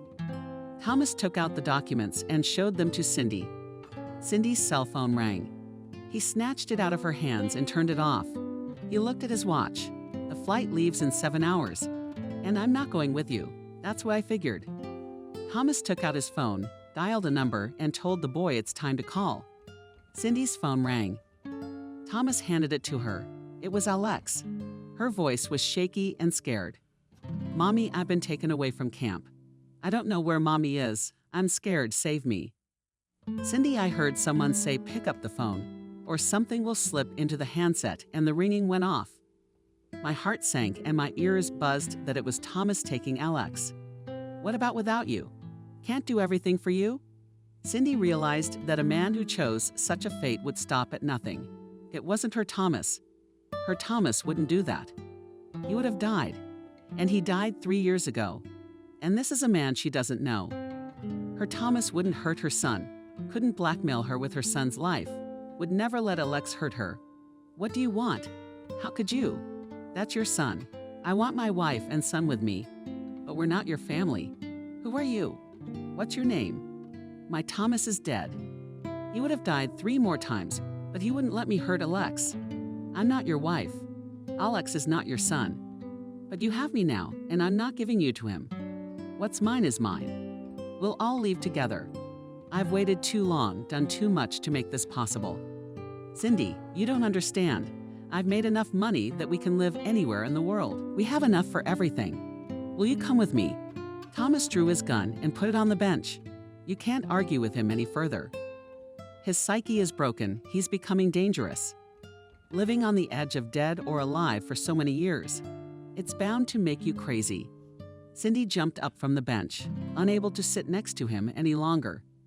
She wanted to look at his face, if there was anything human about him. Suddenly, she saw Jacob running from the woods.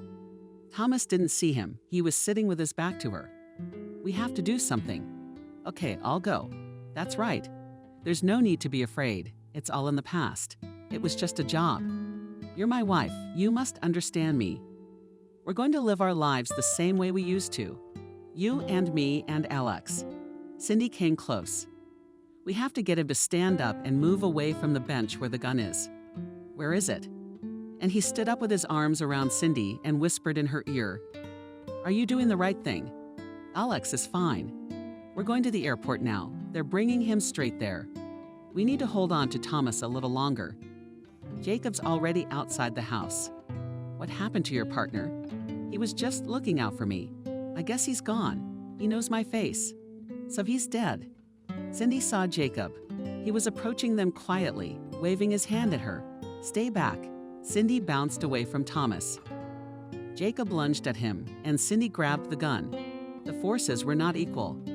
Thomas was clearly stronger. He pinned her against the wall and grabbed her by the throat. "I won't give them to you. I won't give them to you. I'll kill you and her, but I won't give them to you." Cindy turned the trigger as you said, hand. "Done. You keep your hand firmly in the sights. What's next?" Thomas saw the gun pointed at him out of the corner of his eye. "You don't shoot. You won't shoot? You can't. Hand. The gun. Hooked on it, holding your hand steady. Shot." Cindy saw the bullet fly like slow motion as it slammed into Thomas's back as he slowly settled down, Abel. The gun fell out of her hands. Cindy lost consciousness and collapsed to the ground. In her delirium, she saw a gypsy woman. Again, the past frightened her and is following you around. Trouble lies ahead of them. There will be, yes, trouble happened to her. She crossed over her past. Thomas fell. Jacob couldn't breathe either. He couldn't get up, and he fell into Cindy's arms. He didn't know if she was alive. He tried to feel for a pulse, but his head was so buzzing that he couldn't feel or hear anything. Saw some people running. There was a commotion. Someone picked up Cindy in their arms. Someone tried to lift him from wherever he had come from. The cops surrounded Thomas, and he was screaming, so he was alive. Cindy was taken to the hospital, and Jacob refused to be hospitalized. He's fine, but his neck hurts and his voice is hoarse. He wanted to know what happened to Alex. That asshole knows where the boy is. Let him talk. He's his son. Thomas had already been taken away, but he gave the address. Jacob and the police went to get Alex. He was being held in an ordinary city apartment. 2 ambassadors. Realizing that Thomas was being held, they handed the child over without complaint. Alex was scared, but he had no injuries. He was crying and calling for his mom. Jacob grabbed him in his arms and did not let him go all the way home. He fed him, gave him tea, and put him to bed. But Alex could not calm down. Jacob again took him in his arms and held him tightly to himself. Sobs of a belligerent child. Cindy woke up, looked around the room. It looked like a hospital sitting nearby, only his eyes were closed, dozing. Cindy moved. Kelly immediately opened her eyes, jerked from behind the desk to run after the doctors. Cindy grabbed her arm. Alex, where? What's wrong with him? He's fine. He's home. Jacob won't leave his side. They're treating each other there, living well. I don't know if you're needed there. How did they find him? We didn't. Thomas is a complete scumbag, a criminal, but there's still some humanity left. Did he say where the kid was right away? We went and got him. So Thomas is alive. I thought I saw him fall. Well, he got up when he fell. You're not a very good shot. Didn't teach me, but it hurt. The police have been at your feet for years catching you, and you just took a shot. Jesus, Kelly, if you only knew how bad I feel, how much it hurts. Should I call a doctor? That's not what I'm talking about. Can you believe I shot Thomas? Thank God I didn't kill him. He's a criminal. I don't know how he lives with that. But he was my husband. He's Alex's father. If I hadn't just hurt him all his life, that weight would be on my soul. What kind of father is he? Alex doesn't remember him. How old was Alex when he supposedly died? You know, I get chills when I think about what kind of life Thomas lived. He didn't fake his death back then. He really died. Life was worse than death. Forget it. He's a fucked up man. He's not right in the head. A normal person wouldn't live like that.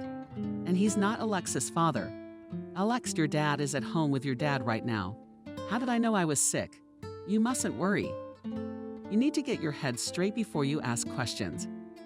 Cindy, why don't you let me discharge you, and then we'll talk? I might have said something. You're worried. And the whole treatment's a bust. Cindy wanted to go home, but the doctors insisted. They didn't let her out until a week later. I had to do it a few times. The investigator asked questions, asked for details about Thomas. As Cindy told her story, it was as if she were living a part of her life all over again. Everything about their former life was clear and simple. After his death, the unpleasant mysteries began. What had Thomas done with his life? How had he disappeared? Workaholic, a little unlucky. The guy turned into a criminal, soulless and calculating. Is it all about the money? No home, no family.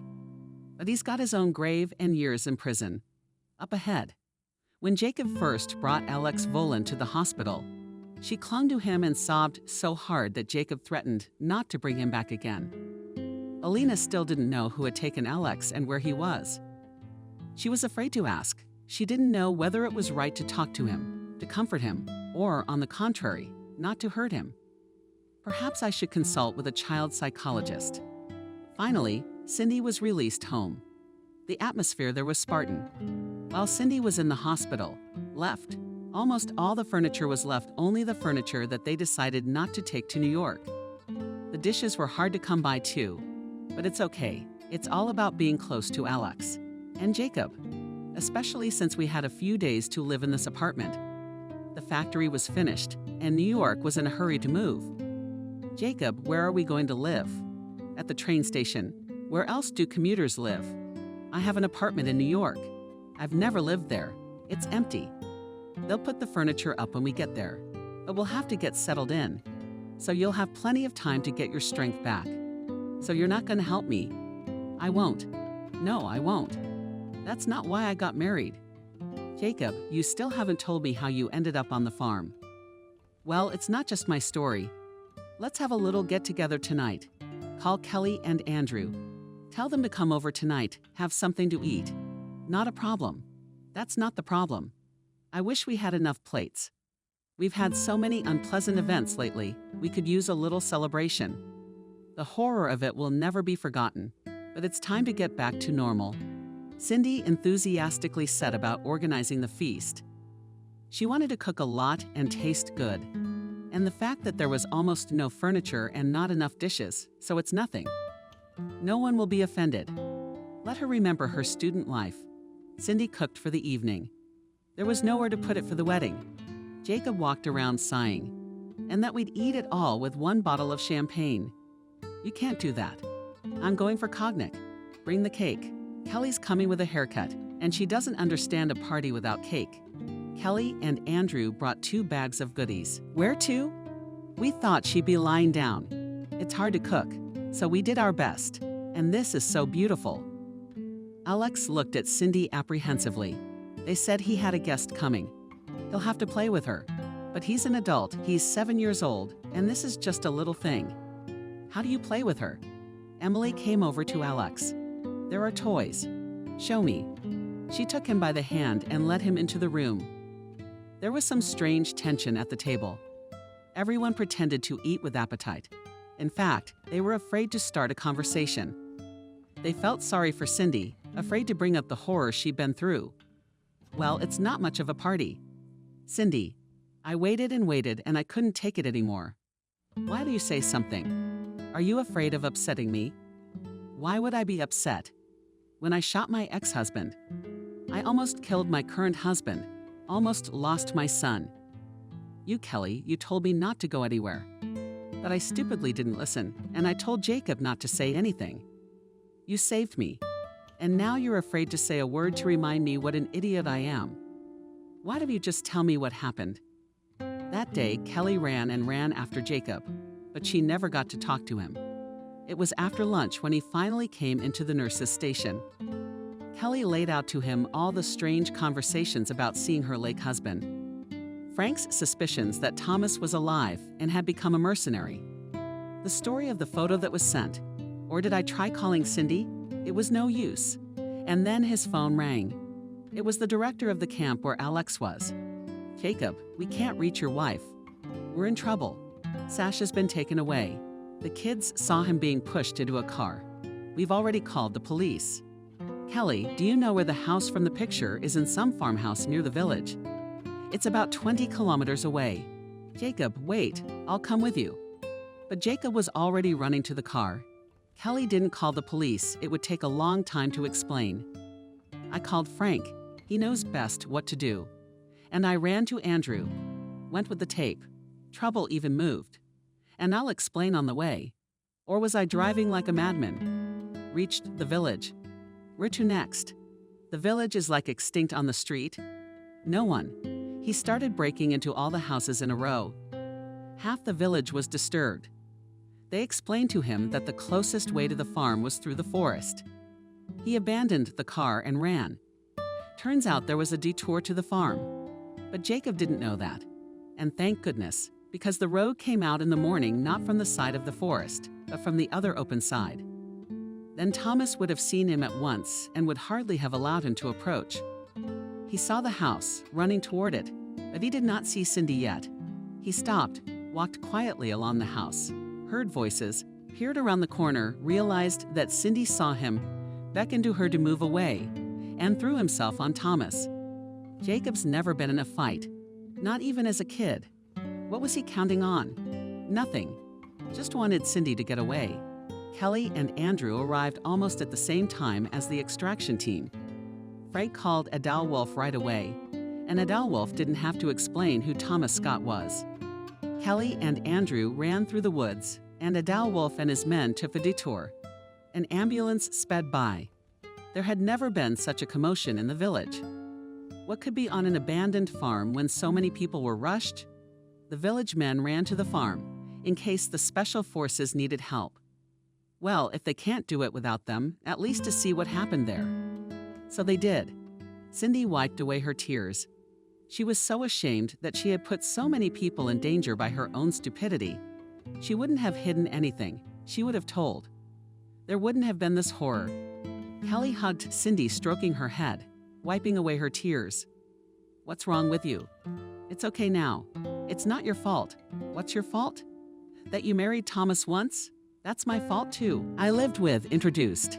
You married a good guy, honest and in love. Get up, come with me, boys. You two have a drink in the kitchen. Kelly begged Cindy like a child. Then she poured some strong tea and sat down beside her. Cindy, it's all over. Everyone's alive. Even the one who doesn't deserve to live. You buried him once by burying him a second time. Only this time, forget him forever. He's gone. Look at Jacob, he has no face, he's so afraid for you. And for himself, of course. He can't imagine his life without you. He's dreamed of having a family. And you and your physicists are ruining it. I'll never forgive Jacob for life. You're in trouble, and you're acting out. Oh, my friend. I shouldn't have thought you were smarter than me. You dark fool. It's true that she's the one who's sorry. It's her own fault. Ruined everyone's evening.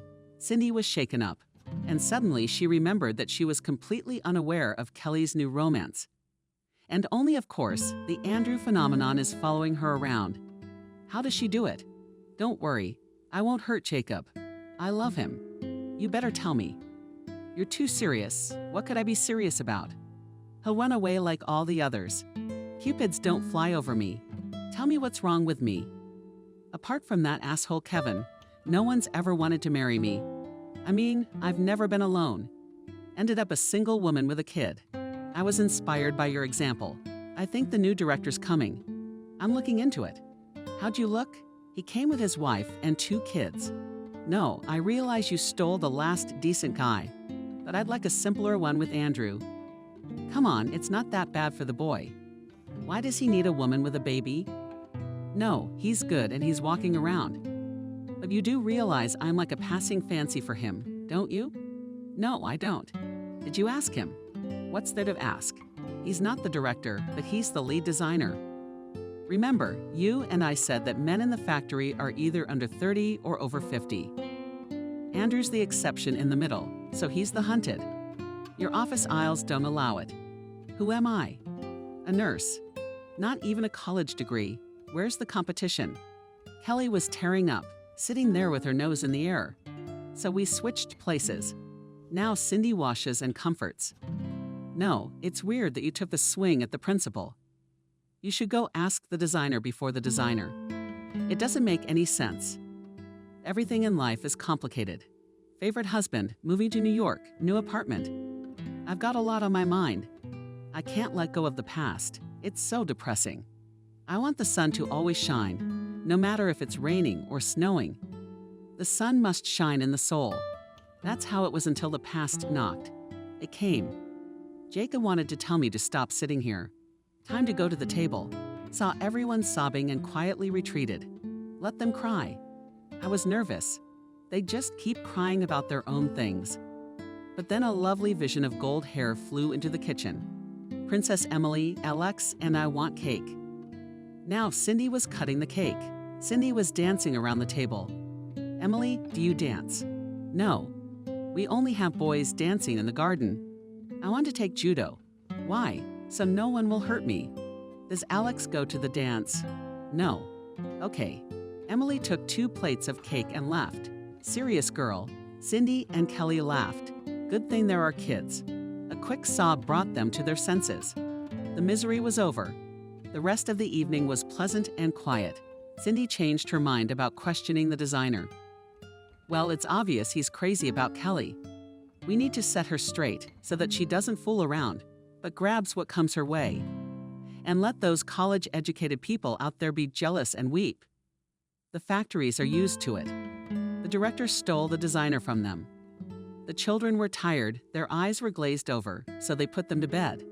They sat up themselves. I didn't want to leave. What if it's the last time we sit like this? They'll leave. Or would I see Cindy? Kelly wondered what kind of job it was to be a board member. What would Cindy do? Jacob stated that Cindy would stay home and have babies. Cindy smiled and said nothing. She either agreed or disagreed. Jacob, we don't need designers in New York. Andrew, here you are the lead designer, and there you will be just a designer. Think about it. Yeah, you're the first guy on the block. I want to go to a big company. I want a challenging job. I'm tired of doing the same thing. And you realize I'm not going to answer you right now. But I know your level. I know you're good at what you do. I think I could use it in New York. Well, I don't work without politics. Don't get cocky. Kelly listened to the conversation, and the sadness set in again. Everyone in New York was pouring into us. Jacob Cool, Cindy's manager, his wife Andrew is a specialist, and no one wants a talentless nurse. Well, screw you. I can live without you. Sometimes it's better to be alone. Less disappointment. Jacob, I've got a nerve, but please don't offer me options, just specific jobs. I can't risk it if I'm not sure. I'd rather stay here.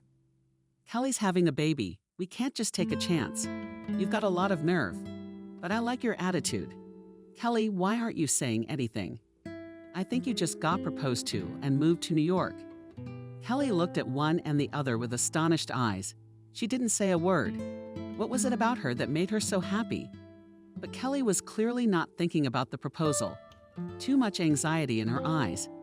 Next was a scene in the best traditions of the dramatic theater.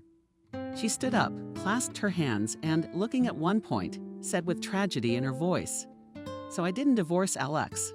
God, how could I forget? Andrew, I'll apply tomorrow. Yeah, you're funny. You forgot to get a divorce." Just Kelly. She could do that. Cindy woke up, and it felt warm. Or am I? She stroked his shoulder, hugged him.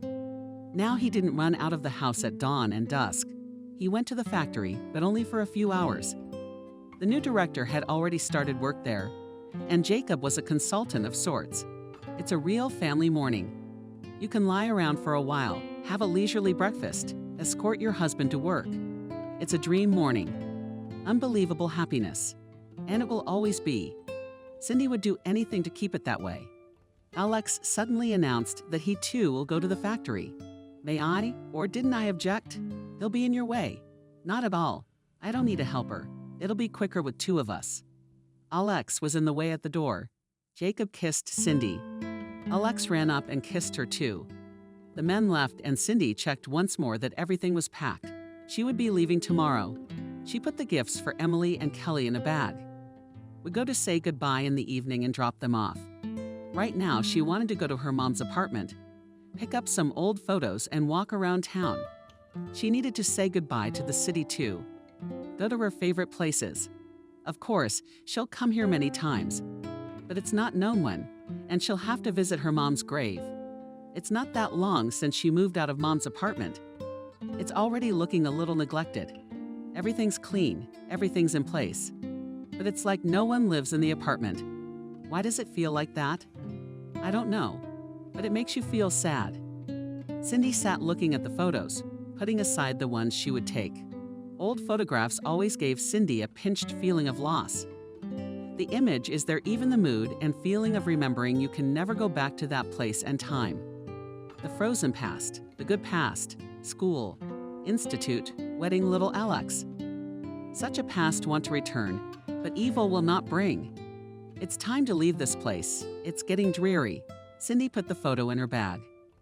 She checked again to make sure everything was in order. I'll be back, and left the apartment. I walked leisurely down the street, looking at the old houses with monograms and arches. I thought how beautiful the city was. Well, now to the cemetery. Then I could walk around the city. There were fresh flowers on my mom's grave. Some of her friends must have come to visit. It's good that they visit. I'll feel less guilty. I stood there, said goodbye, and walked away. Her feet brought her to the grave. Thomas didn't even realize how she got here. I didn't mean to. It's a strange feeling to look at a photograph and know that the person is alive. Maybe I should have put the picture away. I wonder what last name should be written here. Nobody knows. Another person with no name. Cindy walked out of the cemetery. There was a gypsy woman standing at the gate. She was the one who talked about the past ahead and a man close to her. Cindy walked over. Or maybe she wasn't the one who just looked like her? Look, you don't remember me. You told me about the past. I don't talk about the past. You know all about it. Your past is not coming back. Did you have a lot of grief? Forget it. Don't disturb it again. You don't need to remember it. Go. Your past is not here. Do you want to know what lies ahead? No, I don't want to. Do you know that? Your heart knows. Trust it. And go on. I'm waiting for you. I never knew if it was the gypsy or not. Cindy's in a hurry to get home. Jacob and Alex would be here soon. She missed them. In the evening, the coworkers came. Alex rejoiced, "Mommy, we went to Emily's and took the presents." Kelly went in the afternoon. "Kevin, we have to get a divorce. And they have a child only through the court." Kevin became even more gloomy. He was still lying on the couch, cursing the world. Kelly thought she'd just left him lying there like that. The apartment was a mess, smelled of booze and dirt. It was clear. He had been drinking for a long time. I wonder who feeds him. When he heard about the divorce, he yelled, "Who are you going to divorce? Chicken? I made a man out of you.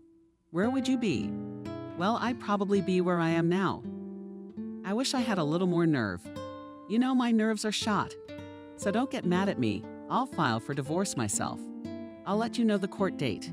What trial? They can't just divorce us like that. What kid? What kid?" Kelly didn't say anything else. She left. I couldn't bear to see that asshole. How did she marry him? Where were her eyes? Cindy thought. He doesn't remember he has a child, or he's got one, or something more serious. How ugly is he? Oh, the hell with it. I won't remember anymore. Emily and Alex were sorting out presents. Jacob and Andrew were talking on the balcony. Cindy looked at Kelly and thought, how am I going to be without her, without this crazy friend? I've never lived without her. Who's going to tell me about husbands and lovers? Who am I going to go to if I want to cry? Cindy, what are you doing? Kelly came over and hugged her friend. We're not breaking up forever. Kelly hadn't told the big news yet, but she didn't say anything, afraid of jinxing it. Andrew proposed, just like he should. Flowers, ring. She said I'd think about it, but she'd already made up her mind. You're the one who always said there's nothing to think about. You have to grab it. I remember she decided not to tell anyone about her failed romances until the wedding was decided. Andrew, of course, is a serious guy, but if he runs away, how will she explain? Where did the groom go? Don't say anything? No strength, but she'll be patient. We have to say goodbye. Cindy has tears in her eyes. She's getting sentimental. She's about to go with her beloved husband, and the girls are crying. Jacob came and hugged her friends. Are you tearing again? Are you in the habit? Now you what's Cindy? And you know that they are getting married where Andrew blabbed. Kelly put up with it, and he shot the whole thing. All right, that's fine. But we have to give him a stern warning to tell no one else. Kelly, congratulations. Why didn't you say anything? Cindy's making out with Kelly and Andrew.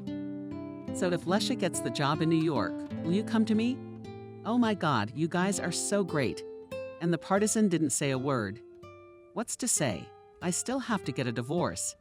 I haven't dealt with my past yet. Well, you have to say goodbye to the past in time. You can't go back to the past. Cindy knows that now.